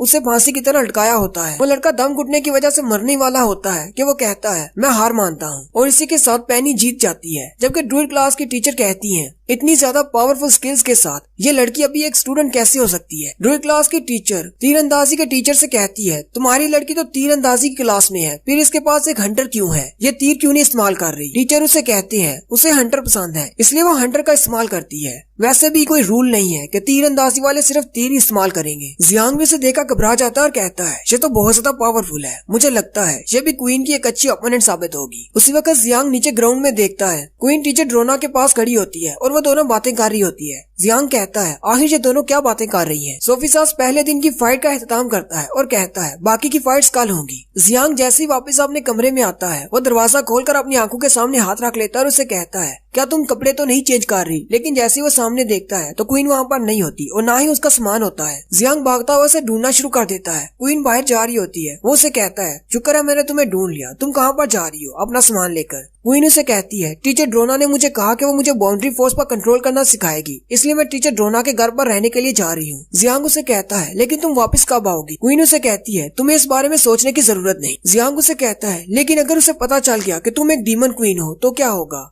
क्वीन उसे कहती है तुम्हें इस बारे में सोचने की जरूरत नहीं, मैं तुम्हें पहले भी कह चुकी हूँ, और साथ ही वो आगे बढ़ जाती है। जियांग बेचारा वापस अपने कमरे में आ जाता है और अकेला ही सो जाता है। फिर रात के वक्त वो फिर से उठ जाता है। टीचर मार्टिन ने उसे एक बुक दी होती है, वो उस बुक को खोलकर पढ़ना शुरू कर देता है और साथ ही सुबह हो जाती है। अगले दिन फिर सीन अरीना का होता है। सोफी सास अरीना के दरमियान आता है और दिन के मैचेस की शुरुआत करता है। पहली फाइट रेनिस जबकि दूसरी तरफ से आर्चरी क्लास की लड़की होती है। इन दोनों के दरमियान पहली फाइट होती है। आर्चरी क्लास की लड़की का नाम लुन ताना होता है। एली कहता है आर्चरी क्लास की लड़की भी बहुत ज्यादा स्ट्रॉन्ग है। मोडो से कहता है चाहे कितनी भी स्ट्रॉन्ग हो रेनिस के सामने कुछ भी नहीं। मोडो जियांग से पूछता है तुम इस बारे में क्या सोचते हो। जियांग उसे कोई भी जवाब नहीं देता। जियांग अपनी ही सोचों में गुम होता है। सोफी सास जैसे ही फाइट स्टार्ट करने का इशारा देता है लुन ताना अपनी बाउंड्री फोर्स को इस्तेमाल करते हुए रेनिस पर अटैक करती है अपने तीरों के साथ। रेनिस अपने सामने एक शील्ड बना लेता है और उसके तीरों के अटैक से बचता है। साथ ही लुन ताना 3 तीरों के साथ उस पर अटैक करती है लेकिन रेनिस की शील्ड को नहीं तोड़ पाती। रेनिस बड़े ही आराम से अपनी शील्ड के पीछे खड़ा होता है। लुन ताना कहती है इस जैसे मजिशियन के सामने मेरे अटैक्स कुछ भी नहीं। फिर वो रेनिस पर डायरेक्ट अटैक करने की बजाय ऊपर की तरफ अपने तीर को चलाती है और अपने तीर को अपनी बाउंड्री फोर्स से मल्टीप्लाई कर लेती है, जिससे हजारों की तादाद में तीर नीचे की तरफ गिरते हैं। लेकिन रेनिस अपने चारों तरफ एक शील्ड बना लेता है और अपने आप को प्रोटेक्ट करता है। लुन ताना उससे कहती है मेरे इतने ज्यादा तीरों की बारिश के सामने तुम्हारी शील्ड नहीं टिक पाएगी, और ऐसा ही होता है। रेनिस की शील्ड में क्रैक पड़ जाते हैं और उसकी शील्ड टूटना शुरू हो जाती है। लुन ताना भी खुश हो ही रही होती है कि रेनिस अपनी विंड पावर को इस्तेमाल करता है और एक बड़ा सा टोर्नेडो बना लेता है, जिससे उसके तीर वापस जाकर गिरते हैं। लुन ताना कहती है मुझे अपनी फुल पावर इस्तेमाल करना होगी वरना मैं इसको नहीं हरा पाऊंगी। वो अपनी और भी ज्यादा बाउंड्री फोर्स को इस्तेमाल करती है और अपना स्पेशल मूव इस्तेमाल करती है जो कि एरो ऑफ डिस्ट्रक्शन होता है, या फिर उसे आप तबाही का तीर भी कह सकते हैं। वो अपने तबाही के तीर को चलाती है। लुन ताना का तीर अरीना की मिट्टी को चीरता हुआ सीधा रेनिस की तरफ जाता है और सीधा जाकर रेनिस की बनाए हुए टोर्नेडो के साथ टकराता है। वहाँ पर एक बड़ा सा धमाका होता है। लुन ताना उसे कहती है मेरे टैग से तुम मरोगे तो नहीं, लेकिन तुम जख्मी तो जरूर हुए होगे। जैसे ही धुआं हटता है तो दिखाते हैं रेनिस के चेहरे पर एक छोटा सा स्क्रैच होता है। रेनिस लुन ताना से कहता है क्या तुमने अपना स्पेशल मूव इस्तेमाल कर लिया। वहाँ से धूल हटने के बाद दिखाते हैं रेनिस ने अपने पीछे मिट्टी का एक बड़ा सा बोल्डर रखा होता है जो कि वो शील्ड के तौर पर इस्तेमाल कर रहा होता है। लुन ताना बहुत ज्यादा हैरान हो जाती है और कहती है इसने मेरी स्ट्रॉन्गेस्ट एबिलिटी को ऐसे ही रोक दिया। रेनिस उसे कहता है वैसे तो तुम बहुत ज्यादा स्ट्रॉन्ग हो, लेकिन तुम्हारी किस्मत खराब है जो पहले ही राउंड में तुम्हारा मुकाबला मुझसे है। लुन ताना उसे कहती है मैं अपना तबाही का तीर दोबारा इस्तेमाल करती हूँ, लेकिन उसी के साथ पूरे अरीना में बिजली महसूस होना शुरू हो जाती है क्योंकि रेनिस अपनी सबसे पावरफुल स्पेशल एबिलिटी इस्तेमाल करना शुरू कर देता है। सारे बच्चे भी देखा हैरान हो जाते हैं और कहते हैं यहाँ पर हो क्या रहा है, मुझे इलेक्ट्रिसिटी क्यों महसूस हो रही है। रोना एसी से कहती है क्या तुमने इसको ये मूव भी सिखा दिया। उसी वक्त अरीना के ऊपर आसमान में काले बादल छा जाते हैं जिनमें बिजली दौड़ रही होती है, जबकि वहीं से थोड़ी बहुत इलेक्ट्रिसिटी जमीन की तरफ भी आ रही होती है। लुन ताना कहती है मेरी पूरी बॉडी हिल भी नहीं पा रही। रेनिस की पावर तो बेशुमार है। रेनिस हवा में उड़ना शुरू कर देता है और इलेक्ट्रिसिटी को कंट्रोल करते हुए लुन ताना से कहता है तुम्हारी एबिलिटी अच्छी थी, तुमने उससे मुझे एक स्क्रैच भी दिया, लेकिन तुम मुझे हरा नहीं सकती, इसलिए मैं तुम्हें ऑफर करता हूँ कि अभी भी हार मान जाओ और यहाँ से चली जाओ। लुन ताना को और भी गुस्सा आता है। वो फिर से तबाही के तीर को उस पर छोड़ती है, लेकिन रेनिस उसके तीर को अपने एक ही हाथ से पकड़ लेता है और उससे कहता है तुम सिर्फ अपनी बाउंड्री फोर्स को जाया कर रही हो और कुछ भी नहीं होने वाला। साथ ही वो अपने हाथ को आसमान की तरफ करता है और उस पर बिजली गिराने वाला होता है और वो लुन ताना को को फिर से कहता है हार मान जाओ, नहीं तो तुम्हारे लिए कोई रास्ता नहीं बचेगा। लुनताना उससे कहती है मैं हार नहीं मानूंगी, तुम जो कर सकते हो वो कर लो। उसी वक्त आसमान में बिजली का एक बड़ा सा ड्रैगन घूमना शुरू कर देता है। जियांग उसे देखकर कहता है क्या वाकई में रैनिस के पास इतनी ज्यादा पावर है कि वो एक ड्रैगन को बुला सकता है? आयशा उसे कहती है नहीं, वो एक ड्रैगन को नहीं बुला सकता, बल्कि इलेक्ट्रिसिटी से ड्रैगन का बनना। इसका मतलब है रैनिस के पास बहुत ज्यादा पावर है। यहाँ पर पावर की 3 कैटेगरीज होती है। अगर तुम अपनी मैजिकल पावर से वुल्फ को बुला सकती हो तो इसका मतलब तुम्हारे पास कम पावर है। अगर तुम्हारी मैजिकल पावर से एक टाइगर बनता है तो इसका मतलब तुम्हारे पास ज्यादा पावर है। और अगर एक ड्रैगन बनता है तो तुम्हारे पास बहुत ज्यादा पावर है। रोना एसी से कहती है इसकी बाउंड्री फोर्स बहुत ज्यादा है, ये पावर बहुत ज्यादा है, इससे तो वो लड़की मर जाएगी। एसी उसे कहती है अगर उसने अपनी फुल पावर इस्तेमाल की तो मैं उसे बाद में बहुत ज्यादा डांटूंगी। लुनताना नीचे से नहीं हटती, जबकि रैनिस अपने ड्रैगन की इलेक्ट्रिसिटी को नीचे की तरफ बुलाता है और सीधा लुनताना पर अटैक करता है। इलेक्ट्रिसिटी की पावर इतनी ज्यादा होती है कि पूरे अरीना में लाइट फैल जाती है। सभी लोग इसे देखकर बहुत ज्यादा हैरान हो जाते हैं, जबकि किंग भी अपने सामने अपना हाथ रख लेते हैं। जैसे इलेक्ट्रिसिटी की पावर खत्म होती है और सामने से धुआं हटता है तो आर्चरी क्लास के टीचर वहाँ पर होते हैं। उन्होंने लुनताना को पकड़ रखा होता है, जबकि टीचर एसी भी नीचे आ जाती है और रैनिस से कहती है तुमने तो इस बार वाकई में अपनी हद पार कर दी। प्रिंसिपल भी नीचे उतर आते हैं और आर्चरी क्लास के टीचर से कहते हैं परेशान ना हो, ये बिल्कुल ठीक है, सिर्फ बेहोश हुई है। प्रिंसिपल टीचर से कहते हैं तुम्हारी लड़की बहुत ज्यादा टैलेंटेड है, लेकिन इसके लिए बुरी बात ये थी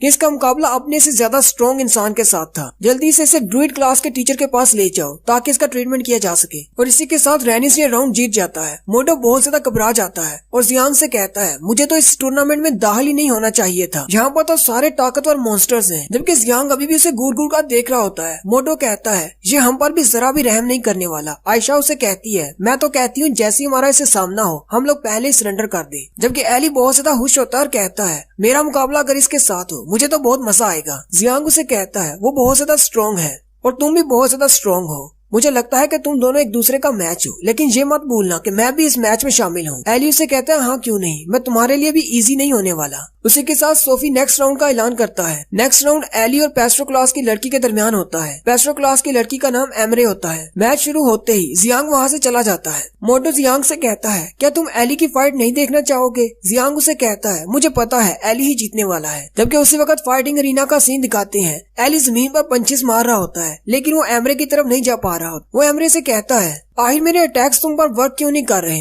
एमरे शर्माते हुए से कहती है अब तुम एक लड़की को हिट तो नहीं कर सकते ना। असल में एमरे की यही स्पेशल पावर है कि वो अपने चार्म से किसी भी मर्द को अट्रैक्ट कर सकती है। उसी वक्त टीचर मार्टिन प्रिंसिपल के पास आते हैं और उसे कहते हैं जियांग ने आपके पास भेजा है, वो आपसे मिलना चाहता है। प्रिंसिपल उसे कहते हैं अच्छा ठीक है। जियांग बाहर खड़ा होता है। प्रिंसिपल उसके पास आते हैं और जियांग से कहते हैं टीचर मार्टी ने बताया कि तुम मेरे साथ बात करना चाहते हो। जियांग प्रिंसिपल से कहता है मैं आपको डिस्टर्ब तो नहीं करना चाहता था, लेकिन मुझे आपसे बात करनी है। प्रिंसिपल उसे कहते हैं हाँ मैं ये बात जानता हूँ कि तुम्हें मुझसे कोई बात करनी है। और साथ ही वो एक मैजिक पोर्टल ओपन करते हैं और उसे कहते हैं हम दोनों के बात करने के लिए ये जगह बिल्कुल भी ठीक नहीं, चलो कहीं और चलते हैं। फिर वो दोनों पोर्टल के जरिए अंदर चले जाते हैं। वो दोनों प्रिंसिपल के ऑफिस में चले जाते हैं। प्रिंसिपल अपनी कुर्सी पर बैठ जाते हैं और जियांग से कहते हैं तुम भी बैठो। जियांग भी उनके सामने बैठ जा पूछता है मेरे पास जो मैजिक स्क्रोल्स हैं जिनके जरिए मैं पत्थरों को बुलाता हूँ, क्या उनका मैजिक और आपका टेलीपोर्टेशन मैजिक जो आप इस्तेमाल करते हैं वो दोनों सेम है? प्रिंसिपल हंसते हुए से कहते हैं हाँ वो दोनों सेम है। अब ऐसा नहीं है कि वो सारे पेपर मैंने बनाए हैं, मैंने बस उनको फॉर्मेशन बनाना सिखा दी। अब वो टीचर्स खुद इन पेपर्स को बना सकते हैं, तुम्हें बस उनके ऊपर वो फॉर्मेशन ड्रा करनी है। और वो साथ ही जियांग से कहते हैं अगर तुम्हें पता है कि तुम्हें ये एम्बलम कैसे बनाना है तो तुम भी मैजिक यूज कर सकते हो। जियांग बहुत ज्यादा खुश हो जाता है और सोचता है ये आदमी तो बहुत ही अच्छा है, ये मुझे फ्री में मैजिक सिखा रहा है। साथ ही प्रिंसिपल उसका शुक्रिया अदा करते हैं। जियांग उसे कहता है क्या तुम मेरी सोच पढ़ रहे थे? प्रिंसिपल उसे कहते हैं हाँ मैंने तुम्हारी सोच पढ़ ली, पर मैंने जानबूझकर ऐसा नहीं किया। जब तुम मेरे लेवल तक पहुंच जाते हो, जब तुम बहुत ज्यादा स्ट्रॉन्ग हो जाते हो, तुम्हें अपने आप पता चल जाता है कि सामने वाला क्या सोच रहा है। इसीलिए तो मुझे लड़कियां पसंद नहीं करती, क्योंकि वो मुझे पहले ही पता चल जाता है कि उनके दिमाग में मेरे लिए क्या चल रहा है। जियांग उसे कहता है ये तो बहुत ही बुरी एबिलिटी हुई। प्रिंसिपल उसे कहते हैं तुम वो पहले शख्स हो जिसने कहा है कि ये एबिलिटी बहुत ही बुरी है, लेकिन मुझे लगता है कि बहुत सारे लोग इस एबिलिटी को हासिल करना चाहते हैं, खास तौर पर रिजेंट। वो मुझसे बहुत ज्यादा जलते हैं, मेरे सामने बात करने से भी डरते हैं क्योंकि मैं पहले से जान लेता हूँ कि उनके दिमाग में क्या है। जियांग प्रिंसिपल से कहता है वो आपसे बात करने से इसलिए डरते हैं क्योंकि उनके दिमाग में बहुत ही गंदी सोचें हैं। वो नहीं चाहते कि आपको उन सब के बारे में पता चले, लेकिन मेरे पास ऐसा कुछ भी नहीं जो मैं छुपा सकूं। प्रिंसिपल जियांग से कहते हैं, तुम तो बहुत ज्यादा इंटेलिजेंट हो। अच्छा तो काम की बात करते हैं। तुम यहाँ पर इसलिए आए हो ताकि तुम जान सको कि उस दिन जीबी और तुम्हारे साथ क्या हुआ था। प्रिंसिपल जियांग से कहते हैं, मैं ये बात जानता हूँ कि तुम इस दुनिया से नहीं हो और तुम इस दुनिया से वापस अपनी दुनिया में जाना चाहते हो। जियांग सुनते ही उससे कहता है, क्या तुम मुझे वापस भेज सकते हो? प्रिंसिपल उसे कहते हैं, मैं सिर्फ अपनी बाउंड्री फोर्स से तुम्हें वापस नहीं भेज सकता। जियांग उसे कहता है, क्या तुम मुझे वापस नहीं भेज सकते? लेकिन तुम्हारे पास तो बहुत ज्यादा पावर है। प्रिंसिपल उसे कहती हैं, लेकिन तुम्हारे पास कोई ऐसी चीज है जिससे मैं तुम्हें वापस भेज सकता हूँ। उसी वक्त जियांग अपनी रिंग निकालता है और कहता है, क्या इस रिंग की मदद से तुम मुझे वापस भेज सकते हो? प्रिंसिपल उसे कहते हैं, तुम्हारी रिंग के ऊपर जो स्टोन लगा हुआ है इसको अल्टीमेट वर्ल्ड जेम कहते हैं। जब हमारी ये दुनिया बनाई गई थी तब ये 2 क्रिस्टल बनाए गए थे, जिनमें से एक तुम्हारे पास है और दूसरा डीमन क्वीन के पास है। प्रिंसिपल उसे कहते हैं, इस जेम स्टोन के अंदर बहुत ज्यादा बाउंड्री फोर्स होती है। मुझे लगता है कि डीमन क्वीन ने तुम्हें समन करने के लिए बहुत ज्यादा बाउंड्री फोर्स का इस्तेमाल किया होगा। लेकिन अगर तुम वापस जाना चाहती हो तो मैं तुम्हारे इस क्रिस्टल को यूज करते हुए तुम्हें वापस तुम्हारी दुनिया में भेज सकता हूँ। जियांग प्रिंसिपल से कहता है, क्या मैं अभी वापस जा सकता हूँ? लेकिन साथ ही वो फिर से उदास हो जाता है और कहता है, नहीं, मुझे अभी नहीं जाना। जियांग प्रिंसिपल से कहता है, मेरी दुनिया में ये लफ्ज डीमन क्वीन बहुत ही बुरा समझा जाता है। डीमन क्वीन एक बहुत ही बुरी औरत होती है, लेकिन जब से मैं यहाँ पर आया हूँ मैंने देखा है कि यहाँ की डीमन क्वीन इतनी बुरी नहीं, वो तो बहुत ही अच्छी है, बहुत ही जेनरस है। उसने बहुत बार मेरी जान बचाई है और इसके अलावा मैंने उससे वादा किया था कि मैं उसे डीमन ट्राइब में वापस भेज कर रहूंगा और जब तक वो अपने कबीले की क्वीन नहीं बन जाती मैं उसे अकेला छोड़कर अपनी दुनिया में वापस नहीं जा सकता। प्रिंसिपल मुस्कुराते हुए उसे कहते हैं, तुम उसका टाइटल उसे वापस दिलाना चाहती हो, लेकिन मुझे लगता है तुम डीमन ट्राइब को बहुत ही कमजोर समझ रहे हो। जियांग प्रिंसिपल से कहता है, मैं ये बात जानता हूँ कि इजाबेला के साथ साथ सारे लोग मुझे यूजलेस लंबर समझते हैं कि मैं कुछ भी नहीं कर सकता, लेकिन मैं एक दिन उसके सामने ये बात साबित कर दूंगा कि मैं बहुत कुछ कर सकता हूँ। मैं उसका ख्वाब पूरा करने के लिए अपना बेस्ट दूंगा, चाहे मुझे अपनी जान ही क्यों ना देना पड़े। प्रिंसिपल हंसना शुरू कर देते हैं और कहते हैं, तुम दोनों तो बहुत ही अडोरेबल कपल हो। एक दूसरे को पीछे नहीं छोड़ना चाहता और दूसरा पहले वाले को पीछे नहीं छोड़ना चाहता। मुझे तुम लोग बहुत ज्यादा प्यारे लगे। जियांग उनकी बात सुनकर हैरान हो जाता है और कहता है, इस बात का क्या मतलब है? प्रिंसिपल उसे कहती है, क्या तुम ये बात नहीं जानना चाहते? उस दिन माउंटेन पर क्या हुआ था? चलो मैं खुद ही तुम्हें बता देता हूँ। क्वीन ने प्रिंसिपल से उस दिन कहा था, अगर तुम्हें हमारे बारे में सब कुछ पता है तो हमें वापस उसी माउंटेन पर भेज दो, हम दोनों इस कंपटीशन में हिस्सा लेना चाहते हैं। प्रिंसिपल उसे कहते हैं, क्या तुम वाकई में कंपटीशन में हिस्सा लेना चाहती हो? इसाबेला उसे कहती है, हाँ मैं हिस्सा लेना चाहती हूँ, क्योंकि हम दोनों ने एक दूसरे से वादा किया था कि हम दोनों इंसानों से साथ मिलकर लड़ाई करेंगे और वापस डीमन ट्राइब में जाएंगे। प्रिंसिपल क्वीन से कहते हैं, लेकिन ये बच्चा यहाँ पर इस दुनिया को सिर्फ एक गेम के अलावा कुछ भी नहीं समझता। लेकिन तुम बहुत ज्यादा सीरियस हो क्योंकि तुम्हें धोखा दिया गया, तुम्हें तुम्हारे ट्राइब से निकाल दिया गया और तुम अब डीमन क्वीन भी नहीं रही। तुम कैसे अपने फ्यूचर को सिर्फ एक इंसान के लिए दांव पर लगा सकती हो? क्वीन उसे कहती है, लेकिन मैं भी बहुत ज्यादा कोशिश कर रही हूँ। प्रिंसिपल उसे कहते हैं, मेरे पास एक आइडिया है जिससे ये लड़का खुद ही अपनी दुनिया में वापस चला जाएगा, लेकिन उसके लिए तुम्हें इसकी जान छोड़ना होगी, तुम्हें इसका साथ छोड़ना होगा। वैसे भी इसे एक दिन अपनी दुनिया में वापस जाना ही है। अगर इसे इस दुनिया में रहते हुए कोई नुकसान पहुंच जाता है तो क्या तुम इस गिल्ड के साथ सारी जिंदगी गुजार सकती हो कि तुम्हारी वजह से इसे नुकसान पहुंच गया? वैसे भी तुम्हारी दुनिया को बचाने की जिम्मेदारी इसकी नहीं है, ये तो अपनी मर्जी से यहाँ पर आया भी नहीं। क्वीन जियांग को उठा लेती है और कहती है, तुम बस हमें माउंटेन पर वापस भेज दो। प्रिंसिपल उसे कहती है, क्या तुम उस माउंटेन को चढ़ना चाहती हो, वो भी इसे उठाकर? ये बहुत ज्यादा मुश्किल होगा। क्वीन प्रिंसिपल से कहती है, सब कोई इसे यूजलेस लंबर समझते हैं, लेकिन मैं इसके बारे में ऐसा नहीं सोचती। यहाँ पर आने से पहले इसकी अपनी एक जिंदगी हुआ करती थी, लेकिन मेरी वजह से ये इस दुनिया के मसलों में आकर फंस गया। इसने बहुत ज्यादा मेहनत की, इसने पढ़ाई की ताकि मेरी मदद कर सके और इसने बहुत बार मेरी जान भी बचाई है। और मैं ये बात जानती हूँ कि मेरा आगे का रास्ता बहुत ज्यादा मुश्किल है, इसलिए मुझे लगता है कि मुझे खुद भी इससे अलग हो जाना चाहिए, लेकिन मैं इसे यहाँ पर मरने के लिए नहीं छोड़ सकती।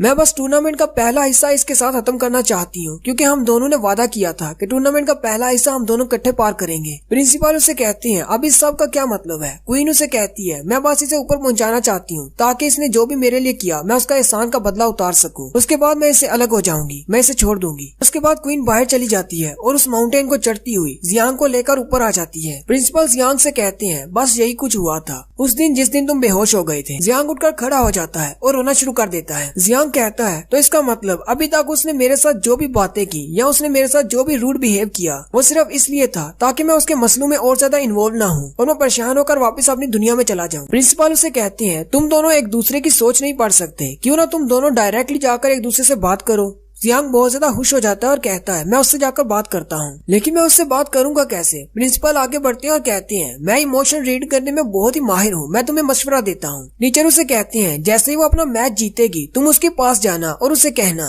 मैं तुम्हें और तुम्हारे फ्यूचर तुम दोनों को प्रोटेक्ट करूंगा, इससे वो फ्लैट हो जाएगी। जियांग ये सुनकर शर्माना शुरू कर देता है और कहता है ये तो बहुत ही अच्छा आइडिया है। साथ ही प्रिंसिपल को कुछ महसूस होता है और प्रिंसिपल उसे कहते हैं चलो वापस चले। वो दोनों टेलीपोर्ट होकर जैसे ही वापस आते हैं तो सामने अरीना में बूनो मोडो को बहुत ज्यादा पीट रहा होता है। मोडो की हालत बहुत ज्यादा खराब होती है और वो बस मरने ही वाला होता है, लेकिन बूनो उसे अभी भी बहुत ज्यादा पीट रहा होता है। प्रिंसिपल जल्दी से आगे बढ़ते हैं और मोडो को पकड़ लेते हैं और बूनो से कहते हैं तुम मुझे बिल्कुल भी ठीक नहीं कर रहे, तुम्हें पता है कि ये हार मान चुका है और ये मरने वाला है। और यहीं पर इनकी गेम का एंड कर देते हैं और बूनो जीत जाता है, जबकि मोडो को मेडिकल टीम उठाकर ले जाती है। जियांग मोडो के पास आता है। मोडो जियांग से कहता है मैं जरा भी पीछे नहीं हटा, मैं जरा भी नहीं डरा। जियांग मोडो से कहता है तुमने बहुत ही अच्छा परफॉर्म किया। उसी वक्त मोडो के मुंह से और भी ब्लड निकलना शुरू हो जाता है। मेडिकल टीम उसे ले जाती है और वो उन सबको वहीं पर रोक देती है और कहती है इसकी हमें सर्जरी करना होगी, तुम लोग यहीं पर रुको, कोई भी अंदर नहीं आ सकता। जियांग से देखकर और भी ज्यादा गुस्सा हो जाता है, जबकि क्वीन जियांग के लिए और भी ज्यादा परेशान हो जाती है। ये सारे बहुत ज्यादा स्ट्रॉन्ग है, कहीं जियांग को इनकी वजह से नुकसान न पहुंच जाए। जियांग उनसे कहता है मैं तो अभी थोड़ी देर के लिए गया था, इतनी जल्दी मैचेस कैसे खत्म हो गए, मोडो की बारी भी आ गई। एली उसे बताता है कि मेरी फाइट बहुत ही जल्दी खत्म हो गई थी जब तुम यहाँ से चले गए। और उसके बाद आयशा और एबिली की फाइट हुई थी। आयशा ने एबिली को अपनी आइस में जमा दिया था, इसलिए एबिली फाइट नहीं कर पाया और उनका मैच भी जल्दी से खत्म हो गया। टीचर मार्टिन आगे बढ़ते हैं और उसे कहते हैं मोडो ने बहुत ही अच्छा परफॉर्म किया, लेकिन उसकी बुरी किस्मत कि उसका सामना किसी ऐसे के साथ जो उससे बहुत ज्यादा स्ट्रॉन्ग था। मोडो ने फोर्जिंग टेक्निक को इस्तेमाल करते हुए एक बड़ा सा रोबोट बनाया था, लेकिन बूनो इतना ज्यादा पावरफुल है कि उसने एक ही पंच से उसके रोबोट को तोड़ दिया।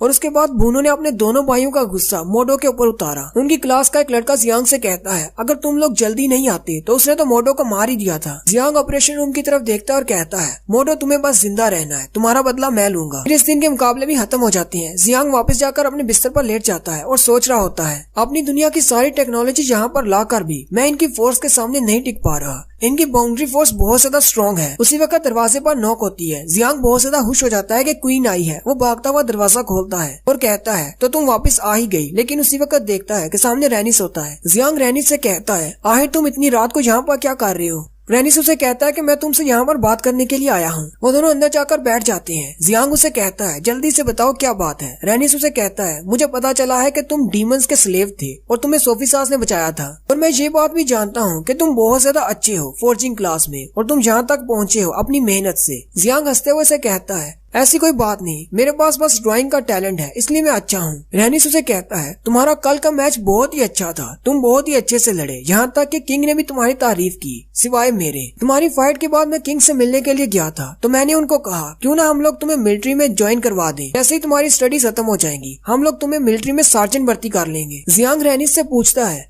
इन दोनों में से कौन ज्यादा हायर कमांड है, मेजर या फिर सार्जेंट। रैनिस उसे कहता है जाहिर सी बात है मेजर के पास ज्यादा अथॉरिटीज होती हैं। जियांग सोचता है ये इस कंपटीशन को जीतकर पहले नंबर पर आएगा और इसे मेजर की सीट मिलेगी। जियांग रैनिस से कहता है अब ये तो नहीं चलेगा, तुम्हें सार्जेंट की बजाय मेरे लिए भी मेजर का टाइटल चुनना होगा। किंग से कहो कि मुझे भी मेजर बनना है। रैनिस हंसते हुए से कहता है तुम तो बहुत ज्यादा लालची हो। रैनिस उसे कहता है लेकिन मेजर की सीट तो पहले से बुक हो चुकी है। जियांग उसे कहता है ये तो टूर्नामेंट के बाद ही पता चलेगा कि कौन मेजर बनने वाला है, तुम्हें टेंशन लेने की जरूरत नहीं, मेजर तो मैं ही बनूंगा। रैनिस जियांग से कहता है मेजर बनने का एक फायदा है कि तुम अपनी मर्जी से इस शहर को छोड़कर बाहर जा सकती हो, लेकिन एक नुकसान भी है कि तुम्हें हर वक्त फाइट के लिए तैयार रहना होगा। तुम सिर्फ फोर्जरी क्लास से हो, तुम हर वक्त फाइट के लिए तैयार कैसे रह सकते हो, इसलिए इस पोजीशन को छोड़ दो और मुझे मेजर बनने दो। वैसे भी तुम्हारी क्लास वाले बैटल्स में हिस्सा नहीं ले सकते क्योंकि तुम लोग फाइटर्स नहीं हो, इसलिए मेरी डील तुम्हारे लिए बिल्कुल ठीक है। हम लोग तुम्हारे लिए एक नई स्क्वाड बनाएंगे और तुम्हें उसका लीडर भी बना देंगे। जियांग उसकी बात सुनकर गुस्सा हो जाता है, चिल्लाकर उससे कहता है तुम्हें ऐसा क्यों लगता है कि फोर्जरी क्लास वाले फाइट नहीं कर सकते? क्या तुम्हें मेरी एबिलिटीज पर कोई शक है? क्या मैंने तुमसे कहा कि मुझे तुमसे कोई डील चाहिए? रैनिस उसे कहता है मैं तो बहुत ज्यादा अच्छा हूँ, इसलिए तुम्हारे लिए ये प्रपोजल लेकर आया था। अगर तुम मेरी डील मान लेते हो तो ये तुम्हारे लिए अच्छा होगा, वरना तुम मेरी नजर में सिर्फ एक यूजलेस नंबर ही हो। इससे अच्छी डील मैं तुम्हें और नहीं दे सकता। जियांग उसे कहता है मुझे लगता है कि तुम्हें यहाँ से चले जाना चाहिए, सुबह मेरा मैच है इसलिए मुझे जाकर सोना है। रैनिस जियांग से कहता है क्या तुम्हें लगता है कि तुम मुझे हरा सकते हो? जियांग उसे कहता है मुझे इस बारे में नहीं पता कि मैं तुम्हें हरा सकता हूँ या नहीं, लेकिन अगर तुम मुझे गुस्सा दिलाना चाहती हो तो तुमने मुझे गुस्सा दिला दिया है। रैनिस उसे कहता है ये मेरी लास्ट वार्निंग है, अगर अरीना में तुम्हारा सामना मुझसे होता है तो मैं तुम पर जरा भी रहम नहीं करूंगा। ये सुनते ही जियांग हंसना शुरू कर देता है। रेनिस उसे कहता है तुम क्यों हंस रहे हो? जियांग रेनिस से कहता है मुझे पता चल गया कि तुम यहाँ पर मुझसे बात करने के लिए क्यों आए हो, क्योंकि तुम मुझसे बहुत ज्यादा डर गए हो। रेनिस उसे कहता है क्या तुम्हारा दिमाग खराब हो गया है? मैं तुमसे क्यों डरूंगा? जियांग उसे कहता है मैंने अभी अपनी बात मुकम्मल नहीं की। तुम शुरू से ही रॉयल फैमिली का हिस्सा रहे हो, तुम्हें हार मानने की आदत नहीं रही, हर चीज तुम जीते रहे हो, तुम्हें जिंदगी में हर चीज मिली है, बेहतर एजुकेशन, बेहतर जिंदगी। मुझे नहीं लगता कि अब तक तुमने जिंदगी में कभी हार मानी होगी। मुझे लगता है कि तुम मुझसे बहुत ज्यादा डर गए हो और घबरा कर यहाँ पर डी लेकर आए हो ताकि मैं तुमसे फाइट न करूँ और हार मान जाऊँ, क्योंकि तुम्हारी बेइज्जती हो जाएगी। तुम्हें मुझसे बहुत ज्यादा डर लग रहा है कहीं मैं तुम्हें सबके सामने हरा ना दूं। ये बातें सुनते ही रेनिस बहुत ज्यादा गुस्सा हो जाता है और अपनी बाउंड्री फोर्स को अनलीश करता है। जियांग बहुत ज्यादा घबरा जाता है, लेकिन साथ ही वो उसे कहता है हाँ मुझे यहीं पर मार दो ताकि कंपटीशन में तुम्हें मेरा सामना न करना पड़े। यहाँ पर मुझे मारना तुम्हारे लिए बहुत ज्यादा आसान है। रेनिस को और भी ज्यादा गुस्सा आ जाता है। उसी वक्त सोफी सास पीछे से आता है और उसके कंधे पर हाथ रखता है और उसे कहता है रुक जाओ, क्या मुझे दोबारा से तुम्हें याद दिलाना होगा कि कंपटीटर्स आपस में नहीं लड़ सकते। अरीना के बाहर एक दूसरे से फाइट करना मना है, चाहे तुम एक रॉयल प्रिंस हो, लेकिन फिर भी तुम्हें डिस्क्वालीफाई कर दिया जाएगा। ये सुनकर रेनिस वहाँ से जाने लगता है। जियांग चिल्लाकर उसे कहता है इस कंपटीशन में सिर्फ मैं ही हूँ जो तुम्हें हरा सकता है। रेनिस के वहाँ से चले जाने के बाद जियांग गिर पड़ता है। टीचर मार्टिन भी वहाँ पर आ जाते हैं और उसे कहते हैं क्या तुम ठीक हो? जियांग उसे कहता है हाँ मैं ठीक हूँ। फिर वो उनसे पूछता है आप दोनों यहाँ पर क्या कर रहे हैं? सोफी सास उसे कहता है हम लोग यहाँ पर यूजलेस स्लम्बर के बारे में बात करने के लिए आए हैं। फिर वो तीनों टेबल पर बैठ जाते हैं। टीचर मार्टिन उसे कहते हैं यूजलेस नंबर को कोई भी इस्तेमाल नहीं कर पाता, इससे पहले हम फॉर्जिकली उसे इस्तेमाल नहीं कर पाए। सोफी सास उसे कहता है इसीलिए तो हम इसको यूजलेस नंबर कहते हैं, क्योंकि ना तो हम उसको काट सकते हैं, ना ही उसको जला सकते हैं, और ना ही टीचर मार्टिन उसे फॉर्जिकली इस्तेमाल कर सकते हैं। टीचर मार्टिन जियांग से कहते हैं जब मैं यंग था तब मैंने भी यूजलेस नंबर पर फॉर्जरी करने की कोशिश की थी, लेकिन वो काम नहीं आया। जियांग सोचता है शायद मुझे ही लगा था कि मैं ही इतना ज्यादा इंटेलिजेंट हूँ कि मैंने यूजलेस नंबर को इस्तेमाल करने की कोशिश की, लेकिन टीचर मार्टिन तो यूजलेस नंबर पर फॉर्जरी करने की कोशिश पहले से कर चुके हैं। टीचर मार्टिन जियांग से कहते हैं मैं ये बात जानना चाहता हूँ कि तुमने कौन सी टेक्निक इस्तेमाल की जिससे तुमने यूजलेस नंबर को भी फॉर्जरी में इस्तेमाल कर लिया। जियांग टीचर मार्टिन से कहता है मैंने तो कोई स्पेशल टेक्निक इस्तेमाल नहीं की, मैंने तो बस उस पर जैसे फॉर्जरी करता हूँ वैसे उसके ऊपर ड्राइंग बनाई और वो काम कर गई।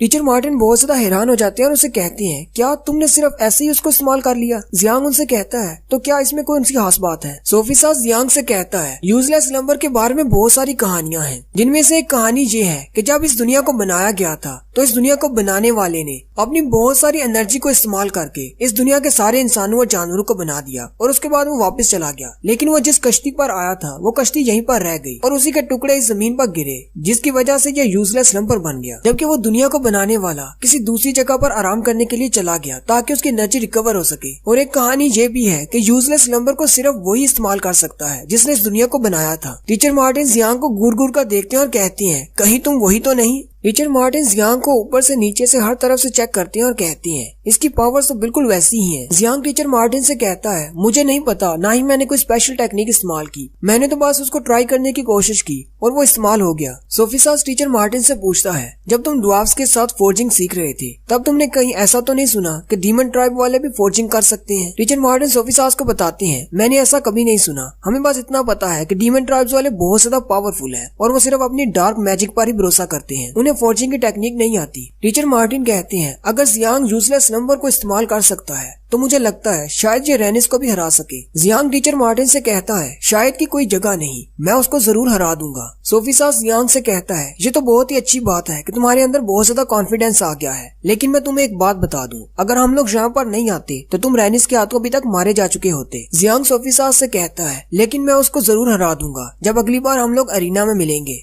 और साथ ही अगले दिन अरीना का सीन होता है जहाँ पर सोफी सास के सामने 8 कैंडिडेट्स खड़े होते हैं जो कि सेकंड राउंड में हैं। अभी इनके क्वार्टर फाइनल्स शुरू होने वाले हैं और क्वार्टर फाइनल्स का सबसे पहला राउंड निया और जियांग के दरमियान होने वाला है। सोफी सास उनसे कहता है जाकर अपनी तैयारी करो, 10 मिनट में कंपटीशन स्टार्ट हो जाएगा। जियांग अपने बैग में अपने पेपर्स वगैरह रख रहा होता है। उसी वक्त एली उसके पास आता है और उसे कहता है निया बहुत ज्यादा स्ट्रॉन्ग है और उसकी फिजिकल फॉर्म भी मेरे जितनी ही स्ट्रॉन्ग है। जियांग उसे कहता है तुम्हें परेशान होने की जरूरत नहीं, मैंने पहले से ही प्लान तैयार कर लिया है। वहीं पर आयशा खड़ी होती है। आयशा उससे कहती है वो चाहे टफ है लेकिन तुम्हारी तरह बेवकूफ नहीं। वहीं पर शर्मिंदा हो जाता है। जियांग उससे पूछता है, हाँ मैं तो तुमसे ये पूछना ही भूल गया, तुम अपनी लास्ट फाइट जीते कैसे थे? और साथ ही वो उसकी फाइट का सीन दिखाते हैं। एली बहुत ज्यादा गुस्सा होता है और एमरे से कह रहा होता है, मैं तुम्हें हिट क्यों नहीं कर पा रहा, कहीं तुमने मुझ पर कोई मैजिक तो नहीं कर दिया? जबकि एमरे भी घबरा जाती है कि इसने मेरे मैजिकल स्पेल को तोड़ कैसे दिया। और साथ ही एमरे अपनी अल्टीमेट एबिलिटी इस्तेमाल करती है जो कि चार्मिंग एबिलिटी होती है। वो एली के सामने खड़ी हो जाती है और अपने बालों को हवा में लहराना शुरू कर देती है। एली भी उसको देखकर थोड़ी देर के लिए शर्माना शुरू कर देता है, लेकिन पूरे ग्राउंड में जितने भी लड़के होते हैं वो सारे उसे देखकर शर्माना शुरू कर देते हैं और उनकी लाट टपकना शुरू हो जाती है। यहाँ तक कि टीचर भी उसकी इस चार्म एबिलिटी के सामने टिक नहीं पाते। सोफी सास किंग के सामने अपना हाथ कर लेता है और कहता है, आपको ये नहीं देखना चाहिए। लेकिन एली पर उसके अट्रैक्शन का कोई भी असर नहीं होता। वो अपनी बाजुओं पर फायर पावर को एक्टिवेट करता है और आगे बढ़कर उसे जोरदार पंच मारता है, जिससे एमरे ग्राउंड से जाकर बाहर गिरती है। एली हंसना शुरू कर देता है और कहता है, मैं ये फाइट जीत गया। जबकि पूरे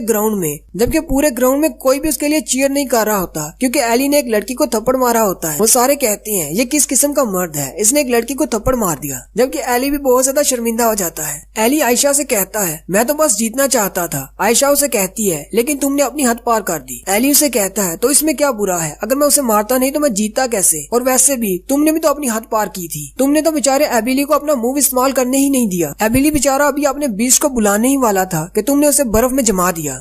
जियांग ये सुनकर कहता है, इसका मतलब आयशा भी बहुत ज्यादा स्ट्रॉन्ग है। 10 मिनट गुजरने के बाद सोफी सास ग्राउंड में आ जाता है और कहता है, दोनों बच्चे ग्राउंड में आ जाएं। जियांग जैसे ग्राउंड में आता है, लोग बातें करना शुरू कर देते हैं। ये वाला राउंड बहुत ही मजेदार होने वाला है। शेफ क्लास का लड़का बहुत ज्यादा पावरफुल है, जबकि फोर्जिंग क्लास का लड़का भी कुछ कम नहीं। इसने एक प्रिंस को हराया है। पता नहीं इस बार ये कौन सी नई टेक्निक लेकर आएगा। हमें तो नई मशीन्स देखने की आदत हो गई है। साथ ही उन दोनों के दरमियान फाइट स्टार्ट होती है। निया जियांग से कहता है, मुझे नहीं लगा था कि क्वार्टर फाइनल्स में मेरा सामना तुमसे होगा, लेकिन एक कंपटीशन तो कंपटीशन है, हमें फाइट करना होगी। जियांग उसे कहता है, तो चलो फिर शुरू करते हैं। निया शुरू करता है और अपनी मैजिकल पावर से एक फ्राई पैन बनाता है और उसे जियांग की तरफ फेंकता है। जियांग अपने पैन को जमीन पर मारता है और सामने से एक शील्ड खड़ी कर लेता है। जबकि उसी वक्त निया घूमकर उसके पीछे आ जाता है और एक और दूसरे फ्राई पैन से उसके सर में मारने लगता है। उसी वक्त जियांग अपने पैन पर लगे हुए एक क्रिस्टल को दबाता है, जिससे जियांग के पीछे एक फॉर्मेशन ओपन होती है। उस फॉर्मेशन में से पानी निकलता है, जिससे निया दूर जाकर गिरता है। लेकिन उसी के साथ जियांग भी सामने की तरफ गिर जाता है। वो उठते ही कहता है, मैं तो न्यूटन के लॉ को भूल ही गया था।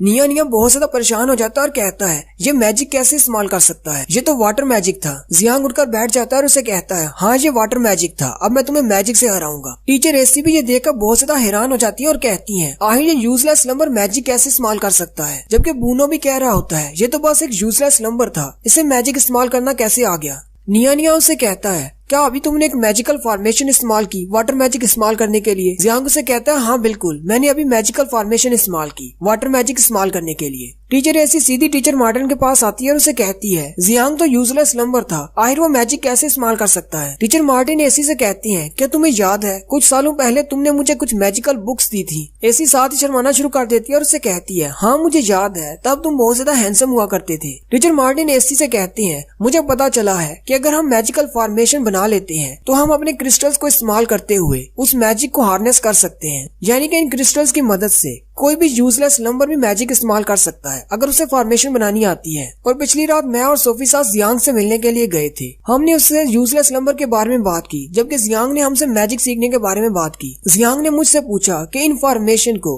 बाउंड्री फोर्स के अलावा हम लोग मैजिक से कैसे एक्टिवेट कर सकते हैं। तो मैंने जियांग को बताया कि हम लोग अपने क्रिस्टल्स को इस्तेमाल करते हुए बहुत सारे मैजिकल एलिमेंट्स को इस्तेमाल कर सकते हैं, जैसे इलेक्ट्रिक क्रिस्टल को इस्तेमाल करके इलेक्ट्रिक मैजिक परफॉर्म कर सकते हैं। इसी तरह फायर वाले से फायर मैजिक कर सकते हैं। जियांग बहुत ज्यादा खुश हो जाता है और टीचर से कहता है, तो इसका मतलब तो ये हुआ कि फोर्जरी क्लास वाले भी मैजिक इस्तेमाल कर सकते हैं। सोफी सास जियांग से कहता है, नहीं ऐसी बात नहीं है, आम मैजिशियन जो होते हैं उन्हें सिर्फ फॉर्मेशंस को याद रखना होता है, उन्हें किसी चीज को ड्रा करने की जरूरत नहीं पड़ती। इसलिए कभी सोचना भी मत कि तुम रियल मैजिशियंस के सामने टिक पाओगे, जैसे कि रेनिस। तुम्हारा मैजिक बहुत ज्यादा कमजोर होगा और सिर्फ एक ही मैजिकल फॉर्मेशन को इस्तेमाल करने से तुम्हारा पूरे का पूरा क्रिस्टल जाया हो जाएगा। और इसके अलावा तुम एक फॉर्मेशन को सिर्फ एक ही बार इस्तेमाल कर सकते हो। और यहीं से हमारी स्टोरी प्रेजेंट में आती है। एसी मार्टिन से कहती है, अगर उसे एक फॉर्मेशन के लिए एक क्रिस्टल चाहिए तो इसके लिए तो उसे बहुत ज्यादा अमीर होना चाहिए था। टीचर मार्टिन एसी से कहती है, लेकिन हमारा जियांग तो बहुत ज्यादा अमीर है, क्या तुम्हें पता नहीं बाजार में बहुत सारे ऐसे प्रोडक्ट हैं जो कि जियांग के नाम से बिक रहे हैं। इस वक्त मार्केट में जियांग सबसे ज्यादा अमीर आदमी है।